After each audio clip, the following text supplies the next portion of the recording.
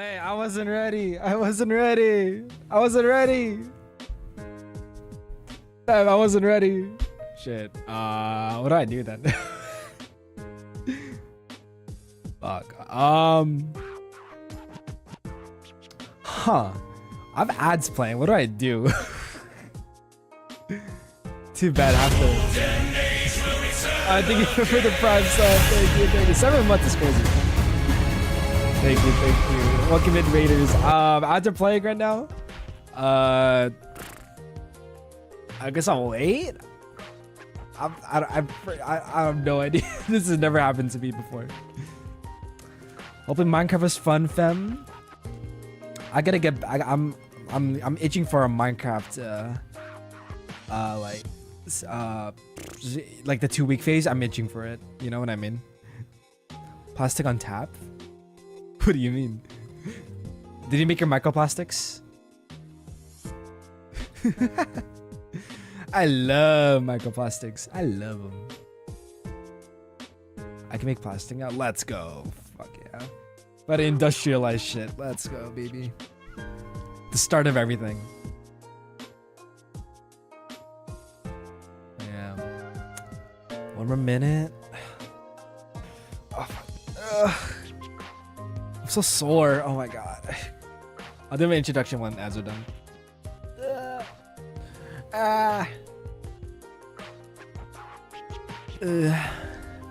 Man. Fuck. Yeah, I need to do something Minecraft related eventually again. It's like I have like a 1 month Minecraft high, and then I ghost it for like a couple months, like 3-4 months, and then I come back to it. So yeah. Zelda Iron Man, hell yeah. You love to hear it. Fuck yeah. Mute OG Arknights. Real. Hey, he's back. He can get pulls. You can always swipe your card. This is a life lesson. When in doubt, swipe your card. Yeah. Alright, ads are done. What's up, y'all? I'm Acta.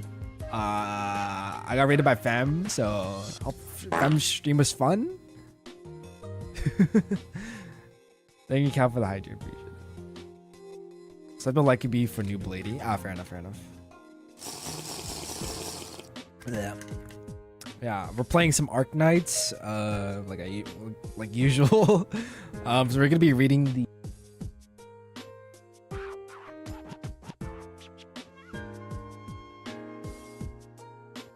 Sorry guys, this came into my room, but we're gonna be reading the new story that just came out. It's about this guy. This guy's related to the story. He's the altar of one of the year 1 operators.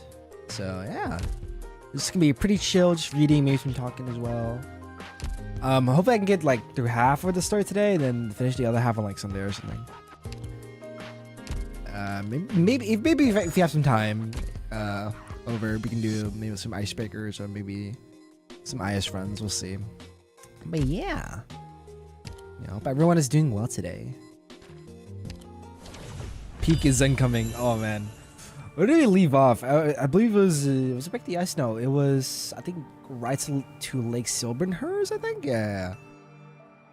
And I believe from what I remember, I think there was like a super weapon or some shit, like a battleship that Gnosis was making, like under Yarag or something. I don't know.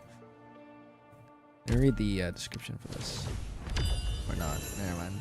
I guess there's no description. Yeah, let's watch the little promotional trailer they have for it. Yeah, I haven't seen this thing in its entirety, so little dude.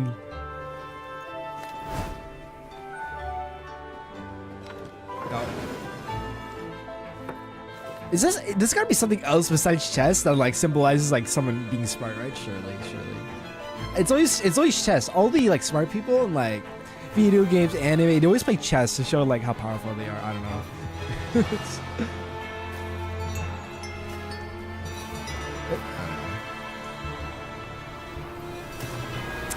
Pam, yeah. Enya, go. I'm pretty sure she's better than Silver Ash in this patch, I think. For this banner. She's like a really, I think she might be the best caster actually, I think. I've heard she's really good with her AFK skill, like it's like the best, I believe, or something. I don't know, that's what I read. I don't have either of them built. I don't have the resources. If anything, I'm just building Degenbreaker because I bought the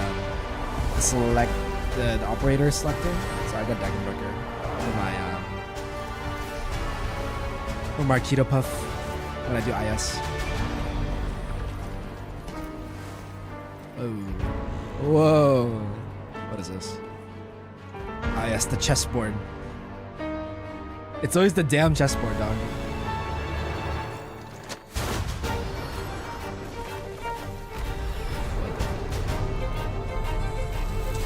Whoa.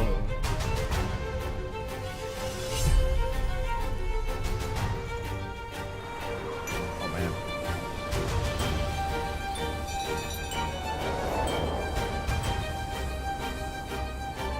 Is that 2D? Is that 2D? I cannot tell. Was she 2D or 3D? I cannot tell. You're Gander. Maybe I should. I don't have any. My Yarag operators aren't built, so I can't really do a squad with them.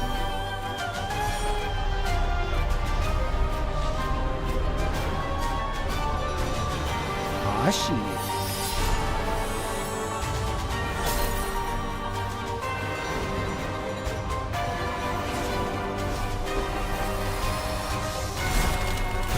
Shing, shing, shing, shing. We're so back, baby. We're so back. Hell yeah. Fucking aura, dude. Look at this dude. Just on the ice and like look at the sun. The sun behind him, like damn. Aura farming for real, for real. And he looks so pretty. Oh my god. There's the train. Yep. Let's see how their relationship grows in this story. Oh. What the fuck? Oh, they're on the map now. They're on the map. Can these two reconcile? We'll see. We'll see. That's what we're here for. I've been waiting for them to reconcile. They kind of hate each other low key. All right.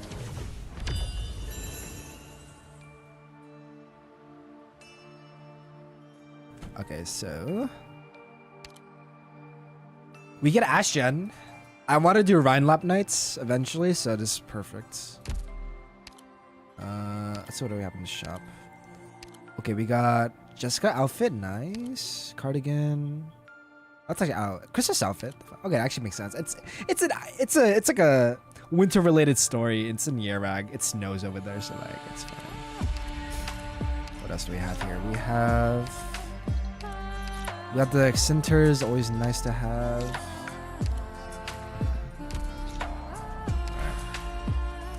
What's the yeah, there's like a special event as well during the story. Snow removal system. No idea what that is. I want to continue with I want to continue the blood one, Silver Ash low key.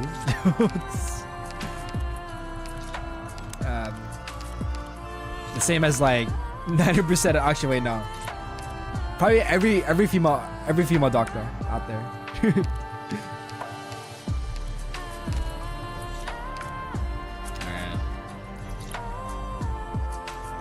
One word, wood. You know I'm straight. Alright. Read time! I believe you're wrong, sir. Victoria may be the strongest nation in Ontario for now, but there is no guarantee that such prosperity will last forever.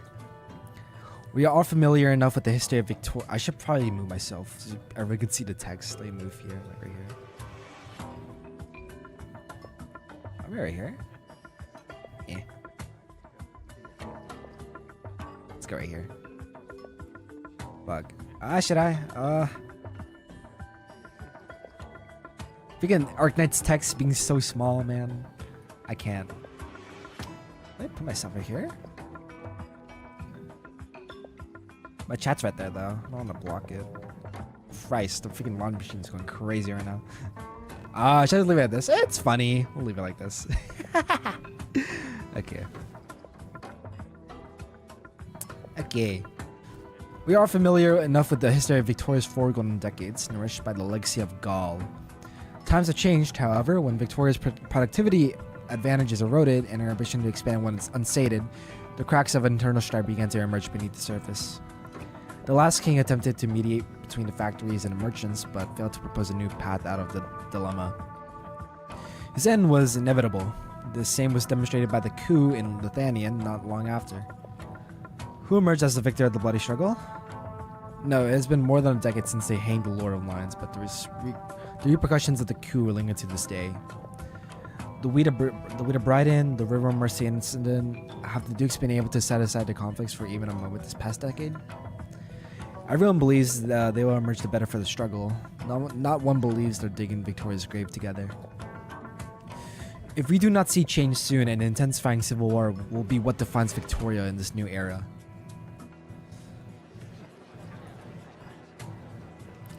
I heard that the most eloquent young man stole the show today. One would be forgiven for mistaking you for today's headliner. I meant no offense, Your Grace, Duke of Castor. I had hoped to make the acquaintance of more people of wisdom at your manor, but I confess I found myself disappointed. Do you consider yourself worthy of a position as a Duke's advisor or even the Speaker of Parliament then? Anyone can point out the ills that plague this nation. Curing it, however, calls for the proper means. A stroke of luck even. It seems that I am hardly the one who should be worrying about these things, though. What do you think? Heh. I remember your mother. You have inherited none of her humility or courtesy, but all her boldness and irreverence. Ensiotis? Oh, damn! Oh, this lady. Yeah. Sheesh, look at this dude. The suit. You would hardly have found time for a distant relative from a distant land if I had not caught your attention this way. He's hot. Oh no, he's hot. Cue the Squidward meme. It was a rather inflammatory speech, but far from being enough to lay a foundation. Many young lads have visited this house intending to make their names amongst the guests so as to enjoy the adoration of others in high society. Got a shot. Oh man. Does anyone have a shot with this man? No. Does he even want a spouse? Let's be honest here. Dude is like literally cooped up in his office like 24/7. Does he have time for romance? I don't know. How do I know you're not one of them? I have little interest in becoming a guest of honor at the banquet of Victorian nobility. I simply bring a modest proposal. Resources of Yarag and the industry of Castor complement each other perfectly. There is potential for equal cooperation. I'm building Yarag's first transnational trading company, and I would like to extend an invitation. Equal. In 30 years, the name Yarag will lie on the lips of all the nations of Terra. You have nothing to lose and everything to gain from cooperation between our two lands. I commend your courage, but I doubt you have the means to make such a promise, child. You will assent. As a consummate, fuck, I gotta read this. As a consummate and visionary politician, you are well aware of the dilemma that Victoria faces, or should I say, the Duchy of Castor faces. You would not lightly dismiss any measure that could improve the situation, however slim the chance. The fact that I stand before you now is proof enough that I am worth investing in. Be thankful that you're young enough that I can forgive your impudence. Answer me then, young visionary, with your wit and guile. How does a country that is yet to adopt the Originium Circuit Plan and becoming a name on the lips of all the nations of Terra? Your doubts are well founded. Industry and technology are certainly important, but for a nation, there are other things that are even more important. To be frank, the particular nature of Victorian politics may have clouded your eyes to the potential of a united nation. I believe... Oh.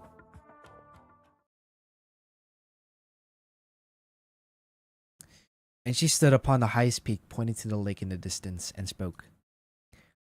You remember the path you walked, and let not yourself forget.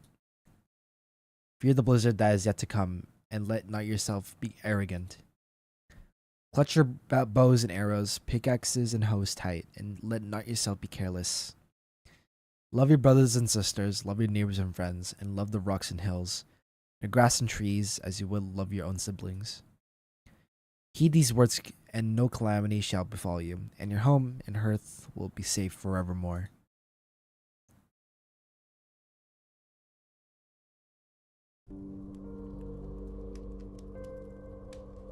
Who the fuck? Oh yeah. Saintis, it's almost time. Have the doctors not found a way? For years, the finest doctors of Yarak and Victoria tried everything they could think of to purge the poison from the Great Elder. In the end, it is not illness that takes them, but time. I see. May I see him? Of course. Please deliver him in Yaragander's name. Someone's dying. Not the Great Elder, bro. No. And it gently pushes the door open. The dying man's chest barely moves as he lies on the bed. He seems to hear the sound and cocks his ear with great effort before opening his mouth meekly. Enya, is that you? Great Elder. How are you feeling? Would you like some water? No. Listen to me, Enya. What is your wish? This day has been too long in coming.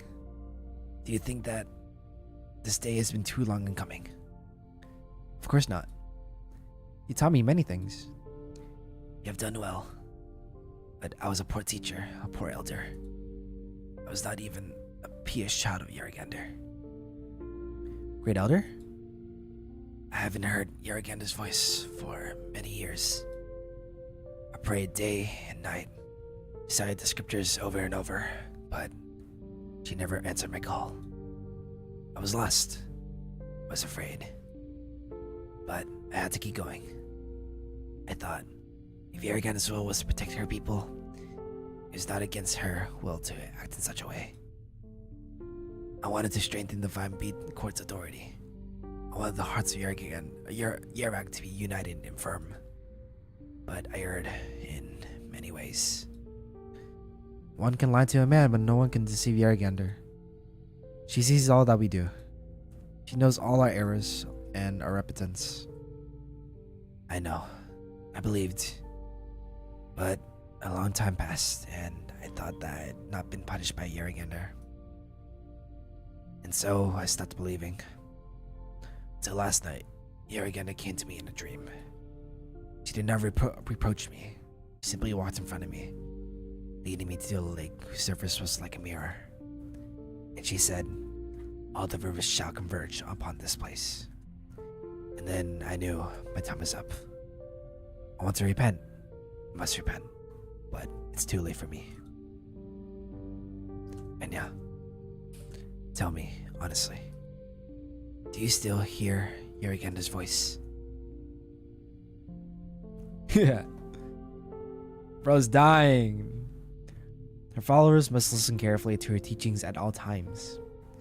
The noise of the land may deafen our ears to her voice, and the wind and snow blind our eyes to her teachings. But remember always that she is good, and those who forsake her walk on the wrong path. It is harder to be good than evil, to forgive than to hate, to be humble than to be proud. Those who tread this path must know it is a treacherous one, but those who stray from it shall find it even harder to return.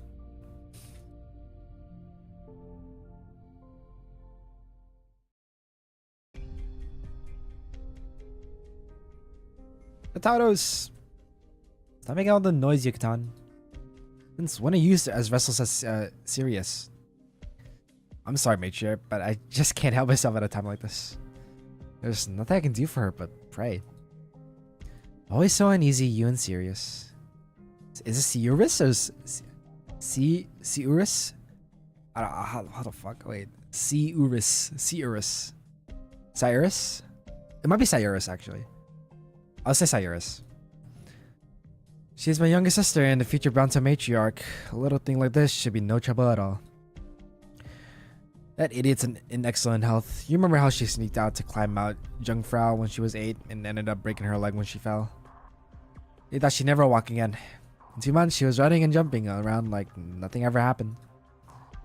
No one gave it a second thought. Are we really sure there were no lingering effects? No, of course there wouldn't be. So long ago, and the doctors say she's as healthy as a burden beast. Can those Victorian doctors really be trusted? I'll have their heads if anything happens to my stupid sister. Gop for dammy. It's been 4 hours. Why haven't they come out yet? Oh shit. No, the laundry shacket. It's in the mic. I can see it. Fuck, hold on.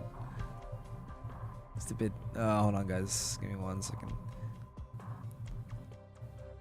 Freaking laundry. Hold on. Let me activate my noise gate a bit. Hold on. Mic audio.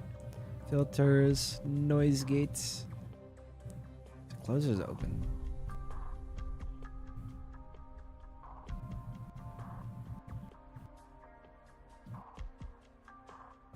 Yeah, let's try negative 35. That should be good. Yeah. Hell yeah, okay. Matriarch, report from Captain Munch. Shut up! Don't bother me, whatever it is. Understood. Damn. Let's take a deep breath, Matriarch. Yeraganda will protect Reese. She's the great, gentlest woman I've ever met. Who would Yeraganda watch over? Not her. You're right. You're right. Yeraganda. Oh, Yeraganda, hear my prayer. I'm hardly the most pious of Yeraganda's people, but now I muster all my piety in the hopes that Yeraganda will grant this one favor. If Clan Browntail must be punished for our past transgressions, then let all that punishment fall upon me. I will accept your anger, your wrath, but please spare my foolish sister. Oh. A Yeragander. Oh, she had a kid! Oh, that's crazy. Wait. I was wondering, wait. No, she had a kid. That's insane. Nice. Yeah, I was like, what did they? Wait, she like injured or something? No, she was going through freaking. She was going through it. She's going through labor. Dear travelers, please note that train KT-392 departing from Lake Silverhurst bound for Brook Pass will be delayed by 1 hour due to inclement weather. Yarak Rail sincerely apologizes for the inconvenience. Please speak to a staff member at the information desk if you require assistance. Are Victorian trains ever not late? Looks like they rubbed off on Yarak Rail. Mew! How you doing? Welcome in. Just a little wait. Frankly, I'd rather stay here for a while longer than deal with those investors back home. Oh my god, I'm your biggest fan. Oh my god, can I get an autograph? How's it going, Mia? How's it going? Yeah. Alright, we're doing some reading, so it's more of a chill stream today.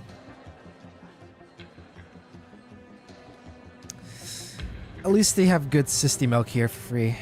Yeah. But inclement weather, they say. It doesn't look like it's snowing. Who are you? Agitated woman. Was she in I don't know. Was she in the last event? I don't know. Oh. What's the hurry? The trains aren't running. Sorry, excuse me. Wait a minute.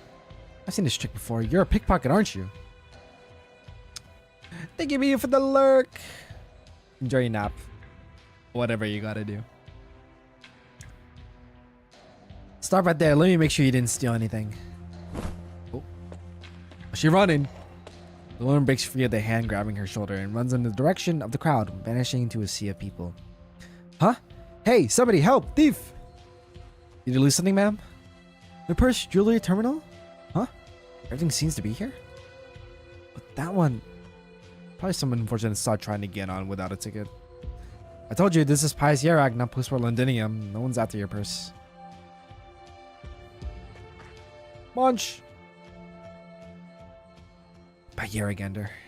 Does trying to ride without a ticket get you hunted down by warriors in Yarag? I need Munch as an operator. Oh shit. Found you. Madame Carolyn of Rhine Lab. Are you gonna be a future op? I need Rhine Lab Knights. I know who you are and what you've done. Come quietly unless you want everyone under the sun to know. The Vine Bee Court will grant you a fair and impartial trial. First, give me what you're holding. The woman silently clutches the folder in her arms and thinks for a moment before crying out without warning. Run! Run! There's a bomb in the station! Oh sh... We got stationed quickly to sense the chaos at the woman's... That's crazy. Creator of the chaos once again disappears into the crowd. Damn. Wild.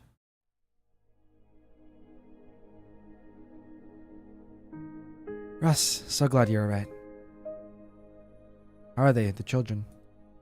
Perfectly fine. Your sister's taking care of them. Rest now and don't worry about a thing.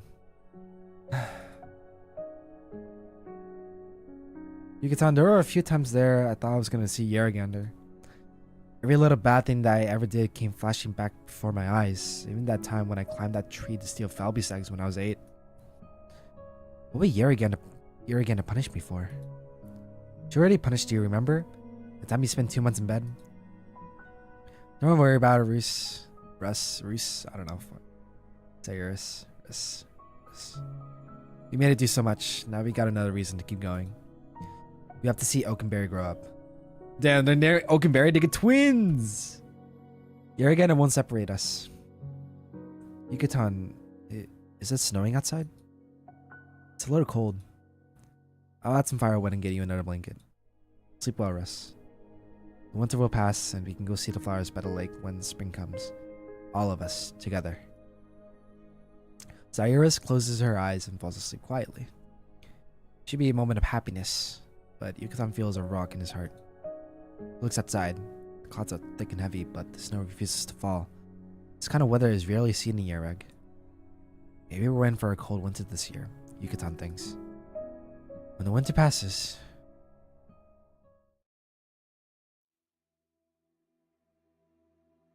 She is omnipresent. She cannot be sought. We need not question her existence. She is there when we choose to follow her. Do you remember this from the scriptures? No. This is not how it should be. If she is omnipresent and cannot be sought, then who hears her will? And who... You should rest, great elder. Don't let yourself suffer. I see it, Enya. I see unprecedented calamity descending upon Mount Carlin. I see her originating bringing ruin to the land. I see her abandoning Yerag. Caught up in a bout of excitement, the old man stares outside the window, his face warped and twisted, seemingly seething in anger or engulfed by a terror that defies description. He raises his withered arms, trying to grasp something, only for them to fall back down meekly. Finally, he quiets down as though he has expended the last sliver of strength he had. Great elder. Enya, say a prayer for me. Final chapter of the Yeragander.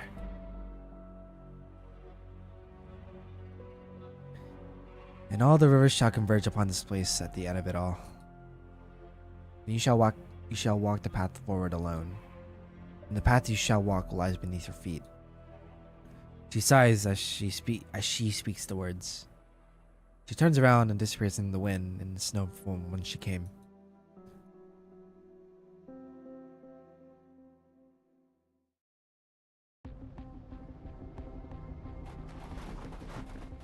Oh. You have no hope of escape. The people of Yarg know the wind and snow better than any outsider. Your arts are not effective here. We don't want to damage our relationship with Rhine Lab. Otherwise, I would keep you here by any means necessary to retrieve the military secrets that you stole. I'm not carrying your military secrets. I have no reason to believe you. You don't understand. Don't understand what? You don't understand what these data mean. How long do you think your god will protect you? You can't talk your way out of this. Oh. That's an avalanche now. Wait. With the clouds. Run. Oh, it's an avalanche. Oh my god. Holy. Whoa. Oh my gosh. Sheesh. The avalanche struck in an instant. A loud crack moved the mountains that have remained dormant for many years. Snow poured down the slopes, mixed with rocks and black crystals, and all creation was obscured by gray and white. The mountains trembled, the echoes lingered in the valley. Few could comprehend what had just happened. It was the first catastrophe in history to strike this place. Oh man. Ooh, that's some reading. Oh, what's the event mechanic here for the stages? This statue. Avalanche warning index increases when enemies enter the avalanche area or when you deploy operators within, triggering an avalanche when it reaches a certain level. Okay. No idea what that means. Well, we'll see. Actually, before we do this, I'm gonna make a energy drink real quick, and so that I can just stay up. The plan is to get through half of the story today, so I need energy. So I'll be right back. I'm gonna make my drink, and then we're gonna continue on. Be right back.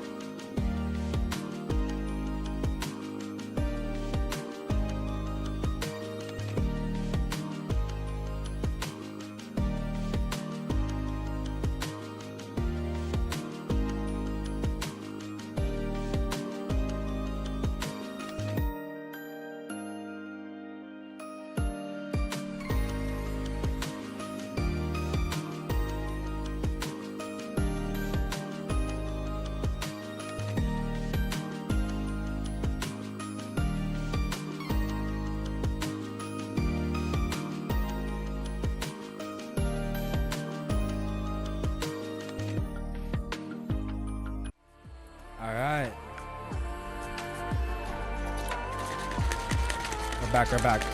I got my drink ready. It's right here. Mix it up a bit. Alrighty.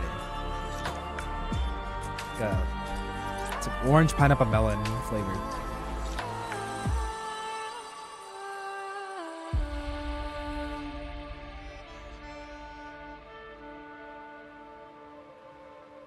Ooh, that's good. Ooh, that's good. Ooh, that's good.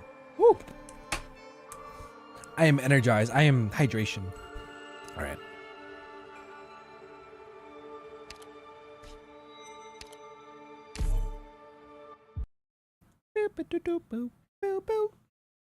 For snow. It'll be fine. Oh, is that Sharp? My goat? My goat, Sharp. Understood. Yes, sir.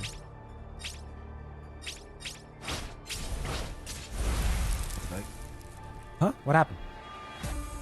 This is a place Yaragana prohibits anyone from setting foot. She won't let anyone through. Look, it's that Satan statue. She uses it as a medium to repel intruders with avalanches. Just like earlier, avalanches will occur in the direction the Satan statue is pointing towards, pushing enemies with great force and dealing true damage. All that just drive away some. All that just to drive some intruders away.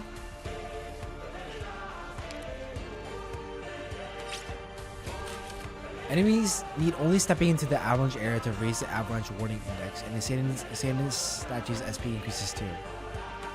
Once the warning index reaches a specific threshold, an avalanche will occur.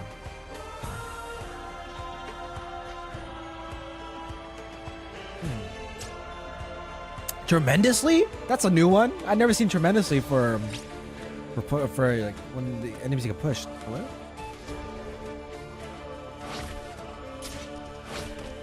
Down you go.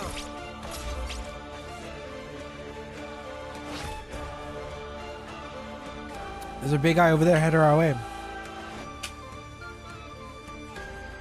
Watch, the avalanche warding index increases based on the intruding enemy's weight. The heavier an enemy when they step into the avalanche area, the stronger Yaragana feels their intrusion, and the higher the avalanche warding index will climb. Ah, I see. Freeze.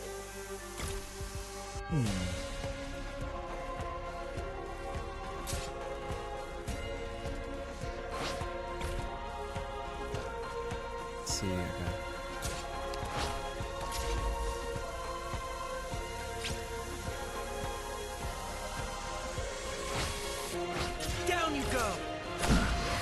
I'll back you up.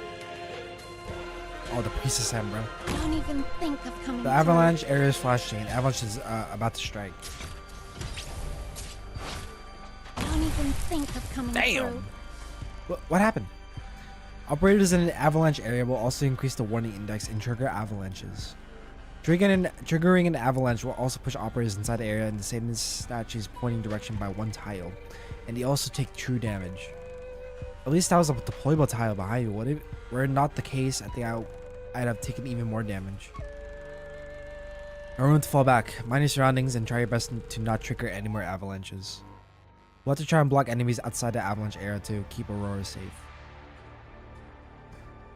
I was hoping Yaragana could help us drive away our enemies. In this position, concentrating our foes in the avalanche area could prove advantageous, don't you think? Let's leave it to the doctor to decide whether to keep the avalanches coming or not. We're so back, game. We're so back.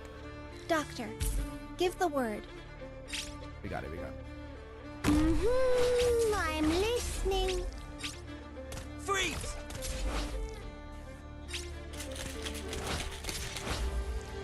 I like the color of my drink. It's like a nice, like pink red. Very cool. Ooh, nice music too. Oh, I see. Okay.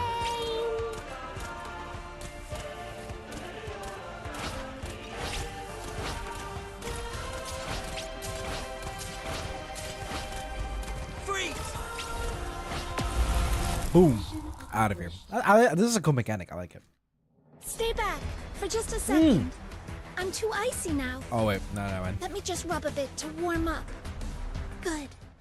That's better. All right. Now it's safe to high five. I love Aurora. I love her. I should build her. All right.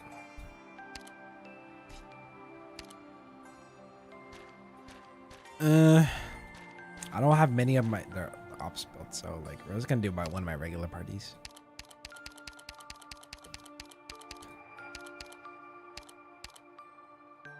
Let's use the people with new skins as well. Lappy got a new skin. Who else? I don't have Civil Eterna, so I can't use her, but I got the skin still. Let's make Ascalon, because I want to use it more. Oi, Marvo. Get our thirsty boss and me a couple shots of whiskey to wet our whistles. Fuck that.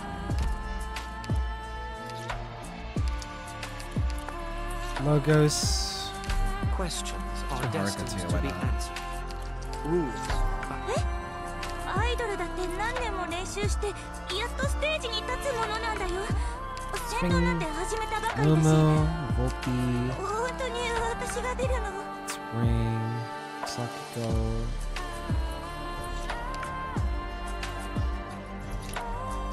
Yeah, Defender, Shu. チームワークが試される時で The す。 Sniper. Typhons seems appropriate for this.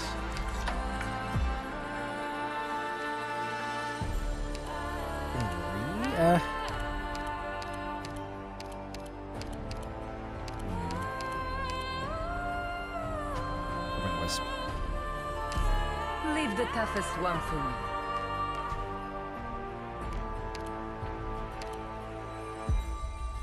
Should we bring regular Silver Ash? I say we do that. Oh wait, no. You know, actually no. I could trust farm Enya actually.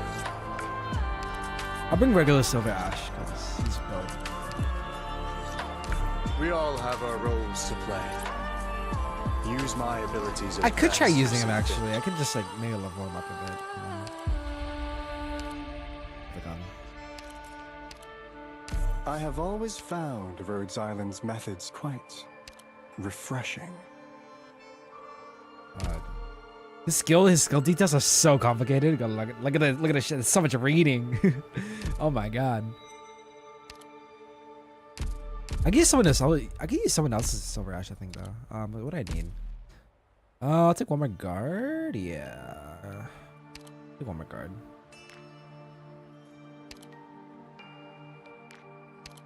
Grace Bearer? Let's use Grace Bearer. I want to use it more. Let me see.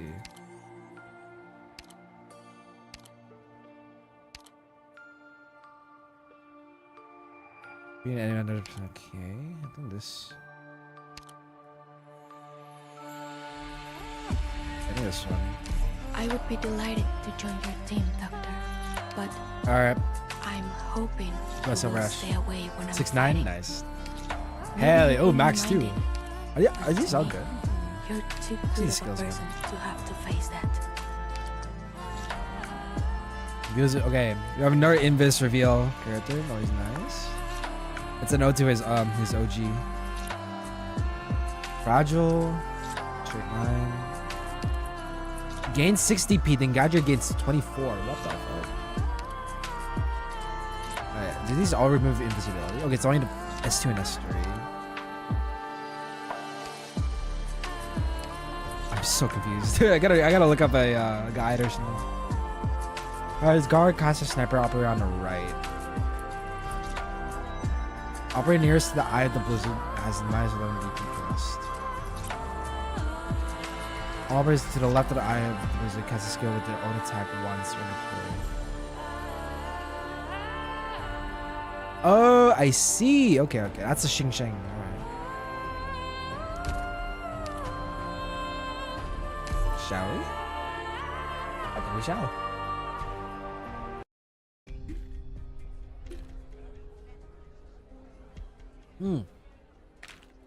Yeah. Team Alpha, drop the supplies in the east side clearing. Set up medical tents in conjunction with the Pala Roche reinforcements and be ready to receive wounded. Right. Team Bravo, take your shovels and wineskins and look for survivors in the ruins of the train station. Be thorough and keep your ears open for any cries. Alright, team, grab your gear and follow me. Try not to make too much noise. We can still be looking at a second avalanche. A team is on its way to investigate the mountains. Trust our people and trust in Yarrigander's protection. The Yarrigander. By Yarrigander. By Yarrigander. By Yarrigander. I tried to do like voices, a little accents maybe. Time's wasting, get moving. Yes, sir. For the voices dispersed on the cold wind, the servants of Clan Silver Ash are already on the move, spreading out on the snow in every direction. You're not the only ones here. The white tide is torn and gashed into piece.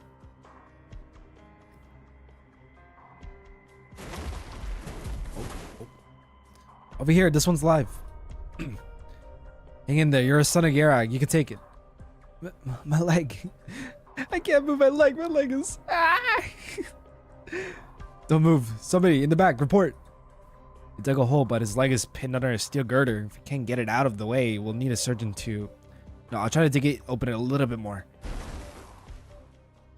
Okay, good news, the girder's already broken. All we need to do is lift it up. All we need is a little elbow grease. Over here, all hands on deck. Hold tight. 1, 2, 3. Ah! It hurts. We got a gap. Pull it out now. I got him. Take it easy. Lift him up and put him on the tarp. Careful not to pull the wound open. Slowly, carefully. Got it. Stretcher. Out of the way. Stretcher coming through. Press, restrained cries, rescues, stretchers, survivors. Rescuers run back and forth on the white snow, their faces red with exertion, hot sweat dripping on the snow. Take over for me, Gulo. Save every soul you can. Right. But where are you going, sir? I'm gonna forget the voices I make for them, man. Sorry, Toes. Fuck. What was the voice I made for him, Anderhorn? Is rescue work in the south already done? No, not yet. Gulo's overseeing it. I came to find you. We're handling things here. No need to worry. The mountain's help has already arrived. They brought blankets and food. Madame Ratados wanted to come personally, but she seems to be otherwise engaged. I figured as much. We know what's going on. Nobody blames her. How the fuck do you say that? She Drak. The timing of this bloody disaster. It came out of the blue. There were no warning signs, no chance to prepare. Yes, that's why I came to you. You know the rules. This avalanche happened on Palarosha land. We're responsible for the mountains here. We've been watching the thickness of the snowpack. I've seen the records myself. Everything was normal. That's why I came to ask. Don't you have people at that research institute of yours whose job is to check on the mountains? What are they saying? Research institute? You mean Rhine Lab? Yeah, they spent all day on the mountains carrying all that newfangled gear. You're not telling me they didn't find anything, are you? They have their own projects to deal with, and they don't necessarily focus all their attention on the mountains. Besides, we came as soon as we heard about the avalanche. We haven't had a chance to find out what they know. Sir Enciotis sent Degenbrecker up the mountains with a team. They should be back soon. This is sending chills up my spine. What in blazes is this avalanche? Wind whales carrying snowflakes with it. The man turns around and stares at the mountain. He may be a mountain among men, but he's a little more than a pebble before the silent mountains. Is that? The group is moving quickly down the snowy mountain path, heading for the two men. Sir Matterhorn, you must let Sir Enciotis know at once. We found... The investigator's expression is deathly pale, his fur boots wet and gray with dirty snow. In the wind, his rapid and ragged breathing sounds almost like wailing.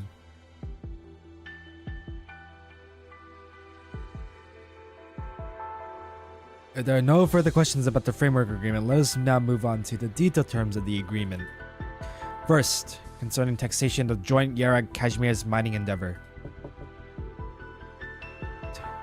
Sir, Madame Degenbrecker is outside. She has something to report.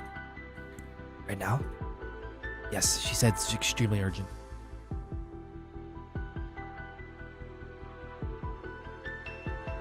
What's this urgent matter? We found this on the mountain when... Oh, fuck. I did not do her accent. I cannot do the Russian... Is it Russian? No, not Russian. No. Is it Russian? It is Russian. No, what? Is it? What's her accent? Fuck. Is it? I think it is Russian. I don't know. We found this on the mountain where the avalanche occurred.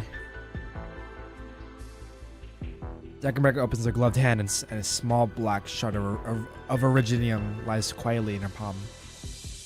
On a mountain in Yarag? The mountain by the train station counts as Yerag. Both Gnosis and Rhodes Island have examined it. It's almost certain that... Megan looks around her, making sure there are no eavesdroppers, and drops her voice. This avalanche was a catastrophe. Oh shit! The first catastrophe ever? How many know? The investigation team is our people, so we can keep them quiet, but a number of those at the foot of the mountain have been infected. Oh shit. Oh shit. That's not good. It won't be a secret for long. Instruct Matterhorn to set up a blockade and not allow civilians to approach. I want checkpoints on the mountains as well. Contact Rhodes Island and request secrecy in the housing and treatment of patients. Tell them to contact Carlin Shave if they need any help. And tell Ratados and Arctos to meet me at the train station in 1 hour, whatever it takes. Understood. Anything else? Take a squad and go to the Vine B court immediately. And tell Gnosis to take a team to protect the Rhine observation station. Understood. Shit, bro, that's crazy. And CO just checks his clothes and goes back into the conference room. Wild shit, bro. Drink more. Yeah. I apologize for the delay. Let us continue. First, concerning taxation of the joint Yerrak Kashmir's mining endeavor.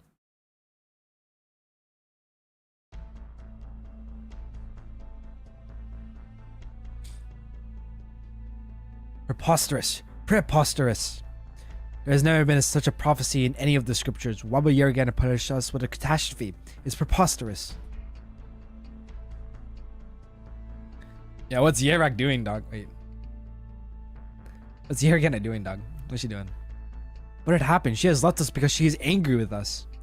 How do we explain this catastrophe if not by Yergana's anger? Look at the crowd surrounding the Vine Bee court now. They are pious believers in Yergan, the gentle children of Yerag. Are we to tell them that the families and friends they lost, all the suffering happened for no reason at all? The people are troubled, their faith is shaken, but it is at times like this that our own faith must be stronger than ever. How do we know this isn't a trial from Yergana to reinforce our faith? Yergana has not abandoned Yerag. Why would she punish Yerag for no reason? Perhaps it happened because we acted against Yergana's will? The young cleric takes one look at the sentence in the middle of the hall, then lowers his head without a word. You may speak your mind. Saintus. I believe this is the fear of Yergander. It's a warning. Because the Vine Bee Court, because we made the wrong choice. I should not have allowed the Fateless to build upon Mount Carlin. We should remain firm. We rejected them. Okay, so they're thinking that Rhine Lab is the cause. That they since they let him like build on like their mountain, that Yergana got pissed off and caused the catastrophe, I guess. They did not defile the temple of Yergana or anger her. Why would Yerag? His voice grows lower, but at the same time firmer. The hall is quiet with no one speaking out in objection. I see. You believe that I, the Saintess, have offended Yergana and brought catastrophe upon Yerag. No, Saintess. What I mean is... No, your words offer valuable insight. It is not only the people at the foot of the mountain. Many who sit among us think the same way. This is what is happening now. People doubt the Vine Bee Court, and you, too, are anxious and wavering. Cleric Fingot, Cleric Renoa, one of you believes that Yergana continues to favor us as she always has. The other believes that Yergander has... Bows and thinks for a moment, her alabaster face calm as ice. Recite to me the 3 protections detailed in the Yergander. Yes, Saintess. The first protection, page 7, line 9 of the Yergander. And so she spoke to the shepherd boy, saying, I shall grant you shelter and all that you may need. I shall hunt in the woods, and I shall plant seeds in the earth, such that you will have furs to wear and food to eat. Neither frost nor famine shall take you. And thus she protects us from the harms of cold and hunger. The second protection, page 25, line 17 of the Yergander. And so the protector came forth from the people, awakened in the clouds of myriad colors, and built high walls of earth watered with snow. And thus she protects our homes and our kin, and she taught us the means to defend ourselves from our enemies. And page 32, line 2 of the Yergander, towards the end. That day she proclaimed to the people, My eyes shall watch over you, my fur shall warm you, my backbone shall protect you, while my flesh and blood shall bless you. You have learned the way of wind and snow, and learned the form of walking. You are the people of Yarag, and the land of Yarag belongs to you from this day forth. Very good. Now tell me, is there anywhere in the Yaragana work Yaragana promises that Yarag will always be safe from catastrophe? Are you making that promise to Yaragana's people on her behalf? Many of the sea clerics look down without a word. It is quiet enough to hear a pin drop. The smell of incense fills the nostrils, but it feels as though their breaths have been frozen in place by the exchange that just occurred. Your words ring true, Saintess. Catastrophe has struck Yarag, some have died, and others have become afflicted. The entire Snow Realm has heard the news. Fear, anxiety, sorrow, and even anger are spreading throughout the people of Yarag. Our duty is to seek a solution. Certainly, now is not the time for debate, and my words are intended as a warning, not to fall into the twin traps of panic and prejudice. You are the faithful devotees of Yaragander, and you understand the weight that words have. No member of the Vine Court is to speak of Yaragander's punishment from this moment forth. Tomorrow, I will go into the Hall of Writings and devote myself to studying the scriptures and hearing her voice. Enter Adso. Yes, Saintess. As new great elder, you shall oversee the Divine Court in my stead during my retreat. You are to carry out the duties of the court faithfully and diligently, from placating the people to conducting the memorial service and copying the scriptures for the repose of the deceased. Understood. We must have faith. Yarag has weathered many storms and overcome many challenges. The Divine Court is ever with the people.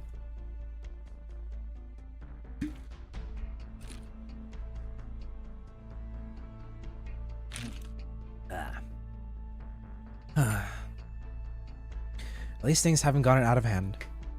Girl exhales and sums over the desk, finally able to relax the back that she has always kept straight as fur in the snow. I don't understand. Why do people keep treating our god as a wishing well? Why do they attribute everything good and bad in their lives to her? I know this is not how I should think as a saintess, but I don't understand why catastrophe would strike now either. Bring in the dresses, please, Yar. If your preparations are done, starting tomorrow, we'll... Yar? Oh, she's not there. I mean, there's a very good reason she's not here. The room is quiet except for the whistling of the wind and the crackling of the fire. And he turns to find that the room is completely empty. Yar? Where are you? The handmaiden who should be at the Saintess' side at all times is nowhere to be seen.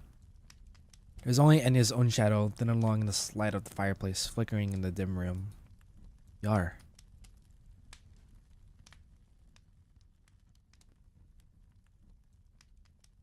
Enya. Tell me, honestly. Do you still hear Yaraganda's voice? Surely to find out that Yar is Yaraganda, right? Surely. Oh, a note. Crackling of burning firewood echoes through the empty room. The wind continues to wail outside the window. She can almost hear the cries of the bewildered devotees at the foot of Mount Carlin. Enya recalls the day that she first came to the Saintess' quarters. An unfamiliar room, an unfamiliar smell. Home was well in sight, yet she would never return there under her own name. At that time, she felt the same emptiness, as though this room were a snowy cave. Because she has grown accustomed to having a companion, someone to whom she can pour her heart out, someone on whom she can rely. Now, here again the scriptures lie open on the desk. The dressing mirror reflects the girl's helpless expression. Yar, you promised me you wouldn't disappear so suddenly. Exactly what happened? Surely she finds out, right? Surely she finds out. Alright, finding time! Amidst the wailing.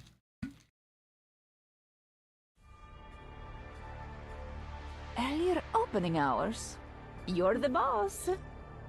Oh my god, that thing is so cute! Snow Child. Oh my god, it's so cute. Takes extra damage on Glide with high ground? What do you mean? This thing is so cute! Oh my god! I love the enemies here. Freaking adorable. It's a little snowman dude!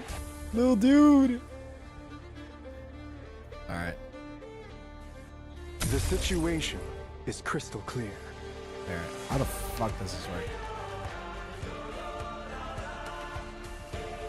And just undeployed operators according to the DP costs. Self and the operators to the left of the eye gain +4 starting his SP and -20%. Oh shit! Wait, 1.5 max HP per every second? Oh my god, wait, that's huge.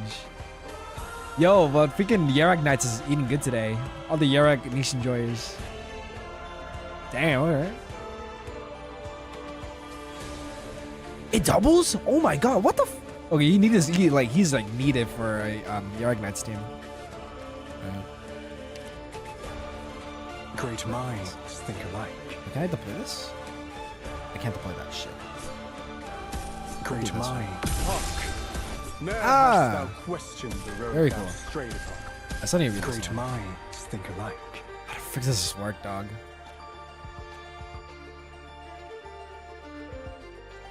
Region according to the DP cost. Okay. Yeah, Rangers.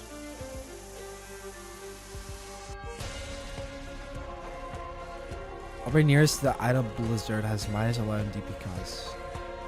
So it uses the deployment like bar as okay.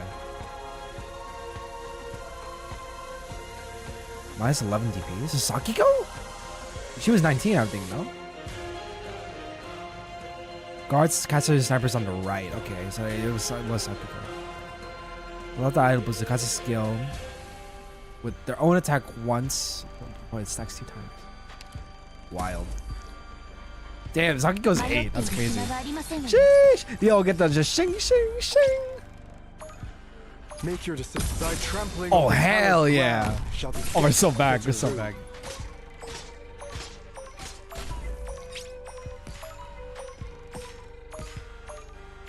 Alright. I've got a spare here too. Could be Zinga. Great minds think alike. What does this 2 mean? Question the road thou strayed upon. Oh! Is that how many slashes they have? So I put down like volt piercing, right? 1, 2. Oh my god, that's amazing. Oh, it's so cute! Fluffy snowball, it's so cute! Look at that thing. Oh my freaking god, look at this thing. It's so cute. Dude, this thing's freaking adorable. It becomes heavier and stronger as it absorbs snow children. It returns to initial form on climbing high ground. Oh, so it's literally a snowball. Fair enough. It's so cute! Oh my god. Dog. Make your decision. Hark. Ne'er hast thou questioned the road thou strayed upon. I think Esther is the one that switches DP cost, I believe. It was freaking huge. Make your decision. So I think as long as you keep using this, and if you keep like retreating operators, it will cycle through everyone once, I think. If you do it right. He's a very interesting kit. I like that. Very unique kit. And he's the first 6-star strategist, I think.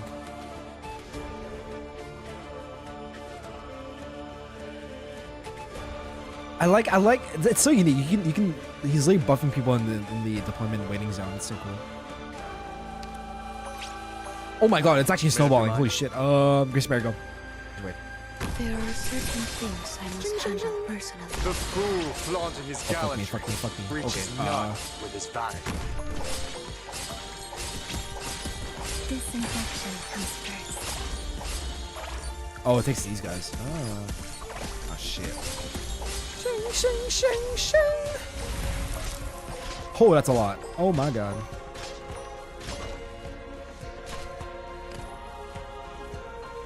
I got this. Alright, Focus elsewhere. Ascalon got freaking nuked. Holy shit. I mean, there was like 20 enemies that just went into the zone, so fair enough. Rhinelaw observation station, Yarak, 2 months ago. Oh, flashback. Moo! Yes! Peak. This is peak cinema. Peak story right here. Best story right here. Yes! Fuck yeah. Wife. I must wife. Literally wife. My god. I'm the type of person that just points and say wife. I was fast in an observation station of this size built in such a short period of time. Business must have cried tears of blood when they approved the budget. Oh, Silence, yo, what's up? I still gotta read Lone Show. I think we gotta do that on stream. I think we have to do that. Actually, we got more sponsorship offers from financial institutions than we could handle at the moment the committee approved. What the fuck? What? We got more sponsorship offers from financial institutions than we could handle the moment the committee approved the Yarak observation station. If anything, funding was the least of our worries on this project. Honestly, Silence, I didn't expect the committee to approve the proposal that easily. I have my reservations. I still think Rhine Lab is too adventurous with regard to research into the star pod. There are numerous potential risks that we have not fully considered. But I also recognize that the stability I hope for may never come. At the end of the day, it's the specific people in whom we place our trust. Well then, thank you for your trust, Silence, of the Scientific Ethics Consensus Committee. I hope what we're doing is worth it. Of course it is. This station is a unique opportunity for the company. In addition to the starpod research, the lower originium environment of Yarag also offers a rare opportunity for biological research. Not to mention, Mariam has wanted to visit Carlin for ages. Even Ferdinand came up with the proposal for the station's core power supply just 2 weeks after we got approval. Of course, he buried his head in his theoretical research right after that. Alina from Energy is handling the actual implementation. Let's hope our interactions with Yarag go as smoothly. Does that mean we see more movement in the story later on? Oh my god, Pete. I believe there will be no need to worry about that. Door to the observation station opens from the outside. The visitor flicks away the snow that is falling on his shoulders and walks in. No, sis! You meet again, Mr. Edelweiss. Just a regular visit to see if you need anything for the construction of the station. It seems like things are progressing quite smoothly. Nessa looks up at the bright lights installed on the spacious ceiling of the station. Rhinelab and Carl and Jade have worked together to build this little temple, sturdy and bright, in an astonishingly short period of time. Compared to the houses of Yarag, its bold, futuristic design might as well have come from another world. Carl and Trey will do everything in our power to assist Rhinelab's observation project and provide any assistance necessary outside of the scope of work. As long as the terms agreed in the treaty are upheld, you will enjoy maximum freedom to conduct your activities in Yarag. Thank you for your generosity, Mr. Edelweiss. Research has always been the sole purpose of Rhinelab. We have no reason to violate the treaty. Of course, I believe as much. Such transnational cooperations are unprecedented in the history of Terra. Give me one sec, guys.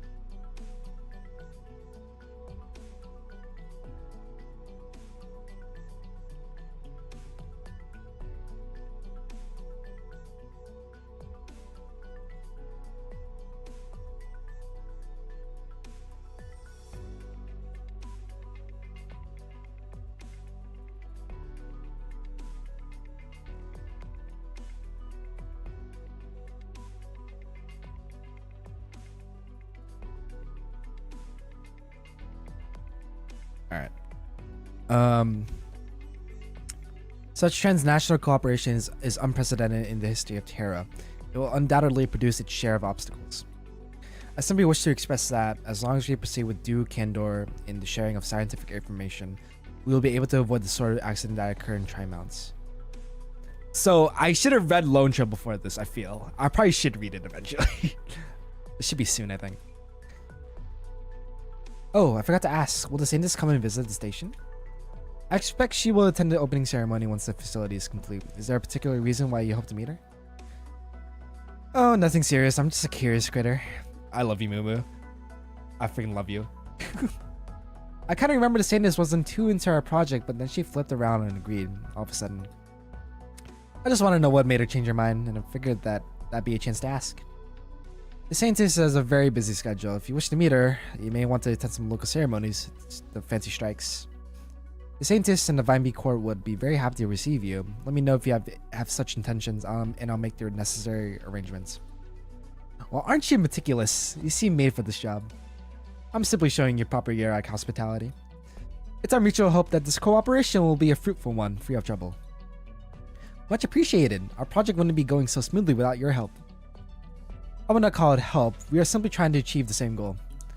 Colin Chair will connect the mountains of Yarak for you, paving the roads and providing the necessary freedom for your activities. In turn, Rhinelab will share data from your studies of our local ecology and assist with medical development. The contract details have to go between Director Fitzroy and Carlin Trey, of course. I'm a researcher, not a diplomat. I just want you to know that Rhinelab has come to the sacred place in good faith. On this, I think we are of the same mind. They shake hands with nods and smiles, in an image that could have served as a perfect press photo. There is no need to worry. We will continue along as friends, assuming we both abide by our agreement. Momo! I love you.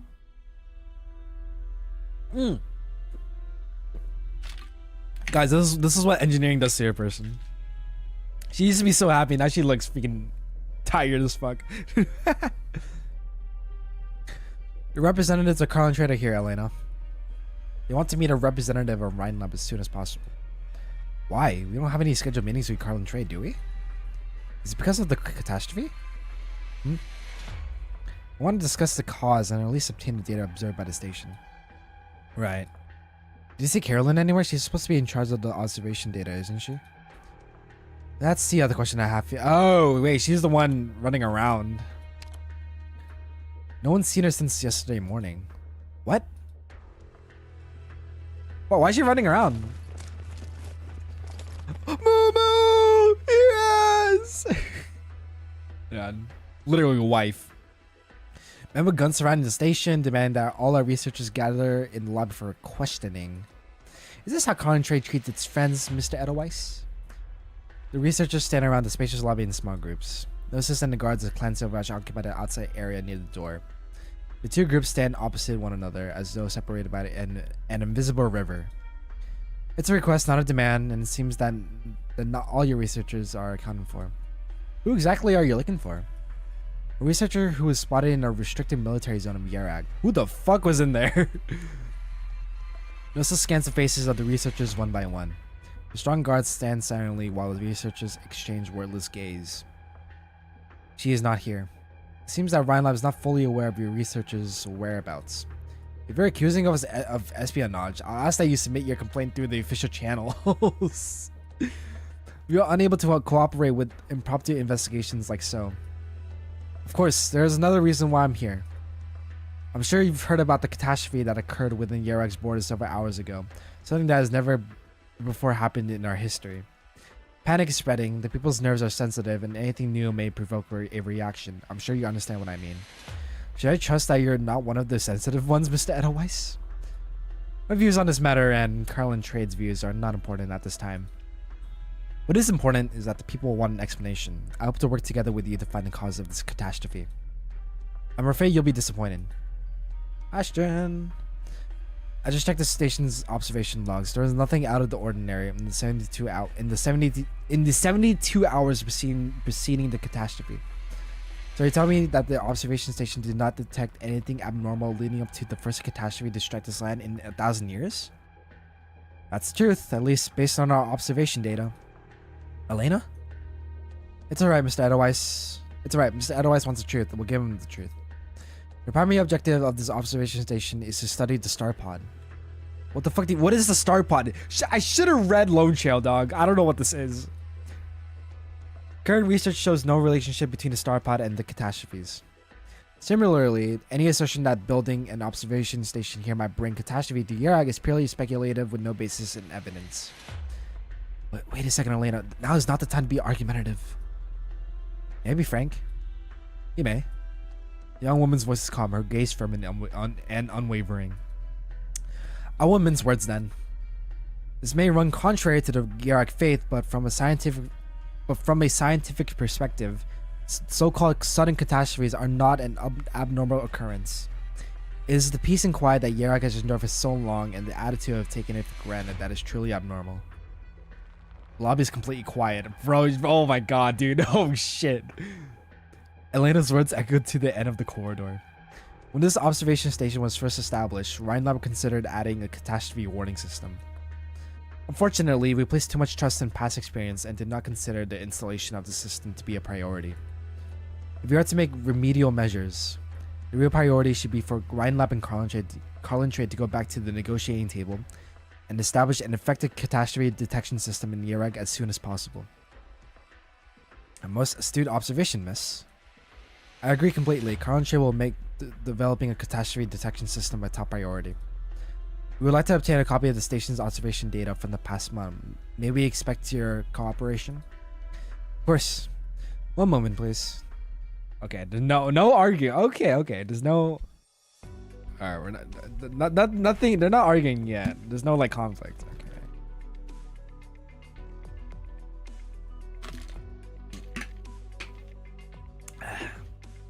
Okay. I didn't know you had it in you, Elena. Sorry, Director Milsees. Was I too hot-headed? A little bit, maybe. I was just angry at how science has to explain for perceptions that are completely unscientific, no matter where we are. We have to recognize that science can be a very distant thing for a lot of people. The people and the things that trouble us are a part of the slam. It's not something that we can ignore. Like science said, science is a clear, incisive look at every one of us. I know, but this is just so absurd.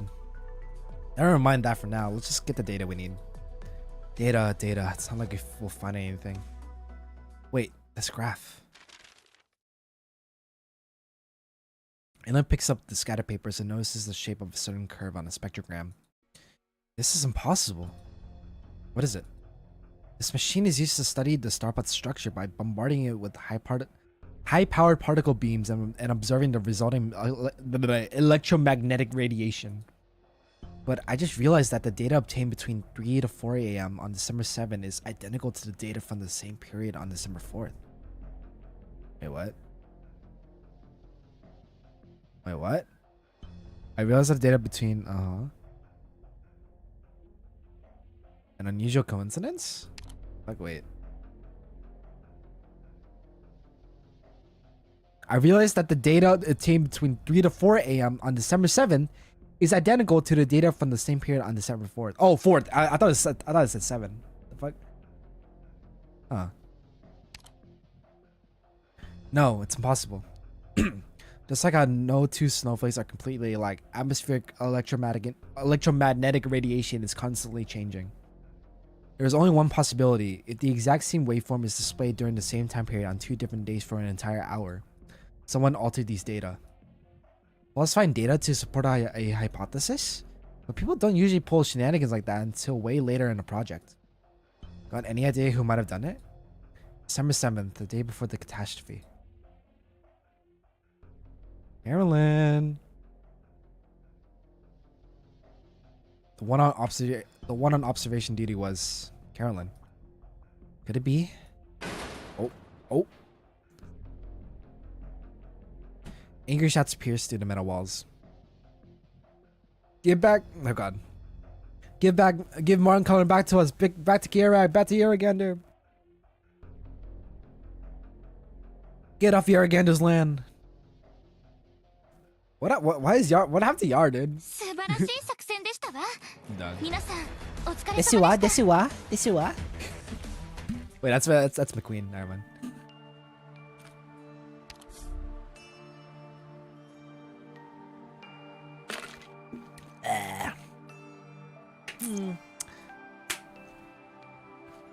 I think we need to read Lone Trail after this, or at least read it on my own or something. What the fuck's a star pod? That's definitely Lone Trail related for sure. God damn, I should really read that. Really, let's see. Arc. What up? Yeah. Break the ice. Hold on. Alright, break the ice. It's like summon hers. Yeah. Ah, yep. I should have. Yep, Lone Trail's right here. Yeah. Fuck. Oh yeah, I need to read Lone Trail. Oh my freaking god, bro. What am I doing? Shit. Yeah, I need to read the story. Fuck me, dude. Yeah, I need to read Dorothy's vision. By the way, I got Dorothy finally. Holy fuck. I was pulling, I got Dorothy. I'm so happy. Um. Yeah. Yeah. Yeah. Hi, bro. Yep. I gotta read story. Summaries. Okay. Shit, wait, no, the Enfield update's gonna. I need to play it on Sunday. Fuck. What do I do? I have so much to do. My God, bro. It might be a split stream then. Something. We'll see. Fuck me. A light chaser. I love the art, man. I love the art's so nice. Ooh, offensive. Ooh, offensive recovery. Ooh. Alright. I need more I need more sanity. I'm running out. Does anyone have Clam? Yep. The Cthulhu person has all of them. Prerita. She looks so pretty, man. She looks so pretty. God damn. Yeah. Yeah, she makes a snowstormer for some reason. God damn. More accurate, I guess.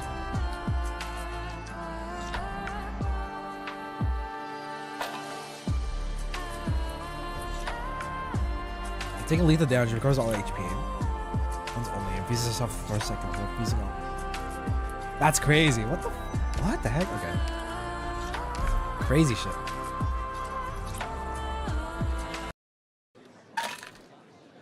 I gotta put Gnosis in the party. He's built. I gotta put him in the party. I'll do it later. There they are, the unclean who defiled Mount Carlin and the faith of Yerag. This iron house of foreigners has angered Yeragander.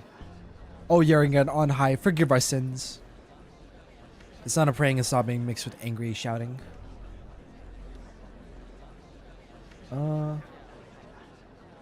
The sounds weave into a rope connecting tearful, fearful, and angry faces surrounding the newly built observation station.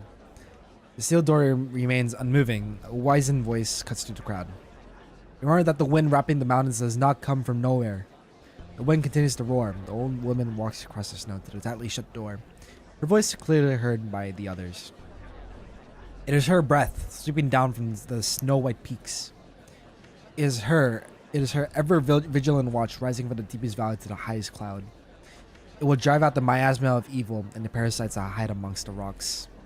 It brings all the sounds back to her ears so that she will hear, and the mountains bright and clear. Wait, is that door moving? Yes, they're opening the door.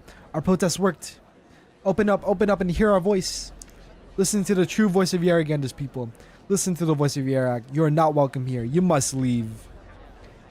Outsiders of Mount Carlin. Go back where you came from. Outsiders of Mount Carlin. Outsiders of Mount Carlin. Crowds grow louder and clearer. Someone stretches out and waves towards the sky. It is the result of sincere prayer? Or did the combined force of the invocations cause steel to tremble? Door opens. All breaths are bated in the silence.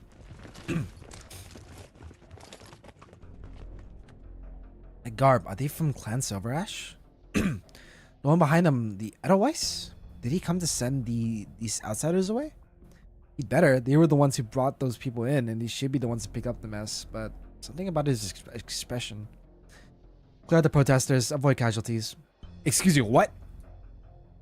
Put down your weapons, back off. We're not backing off. Why are you telling us to go away? The ones who should go our way are... Keep your hands off me. Edelweiss, whose side are you on? Whose side do you think they're on? The weapons and shields are pointing towards us. Isn't it clear enough who his friends and enemies are? A blizzard is coming. We should leave before the road is completely blocked. No need to worry about the dangers along the way. Clan Silverash's guards will ensure your safety and bring you back to you. Oh. Ugh. Grandma, wait, don't. The old woman forces her arm through the guard's ranks. Her movements are swift and without hesitation. The cold snow splashes upon the Liberi's face. The year again and forgive your sins. Pity and resolute mercy congregate upon the wrinkled face. Her cold finger touches Gnosis' forehead, leaving behind a simple curved line. Oh. The Yerag ritual, intending to drive the evil out of a child afflicted by fever. May her miracle drive out the miasma of evil and the parasites that hide amongst the rocks from you. Remember that the winds of Uragander have visited upon your stubbornness before. Now you send her away. Go home, madam. There's no change in Gnosis's expression as snow melt flows down his face. The winds on the mountains are harsh. Don't catch a cold.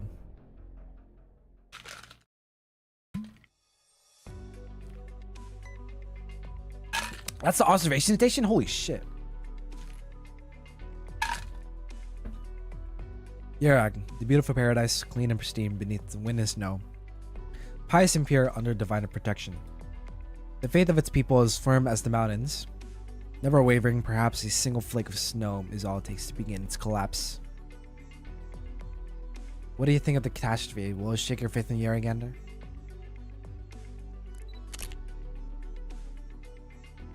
The faith of Yaragander isn't so weak. The people of Yarag had never wavered, even before the toughest trial.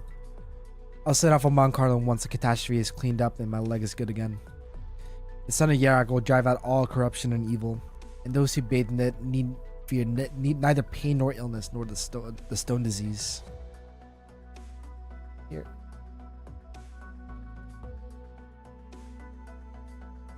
Yaragander is great. Yaragander is kind. She will never abandon Yarag. Everything will go back to the way it was once we clean up the snow.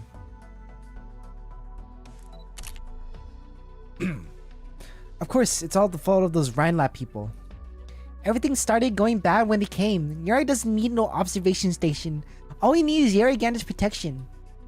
Drive them out. Give me back my peaceful life and my mom and dad. Oh, wait. Oh. Hold the fuck up. Wait. Oh, wait. Her parents died? No freaking way, bro. Is anything gonna help? Wait, you're Victorian? Here, pitchforks. Who let this one into the village? Colombians and Victorians, is everybody making their homes on our turf now? Get lost, you're not welcome here.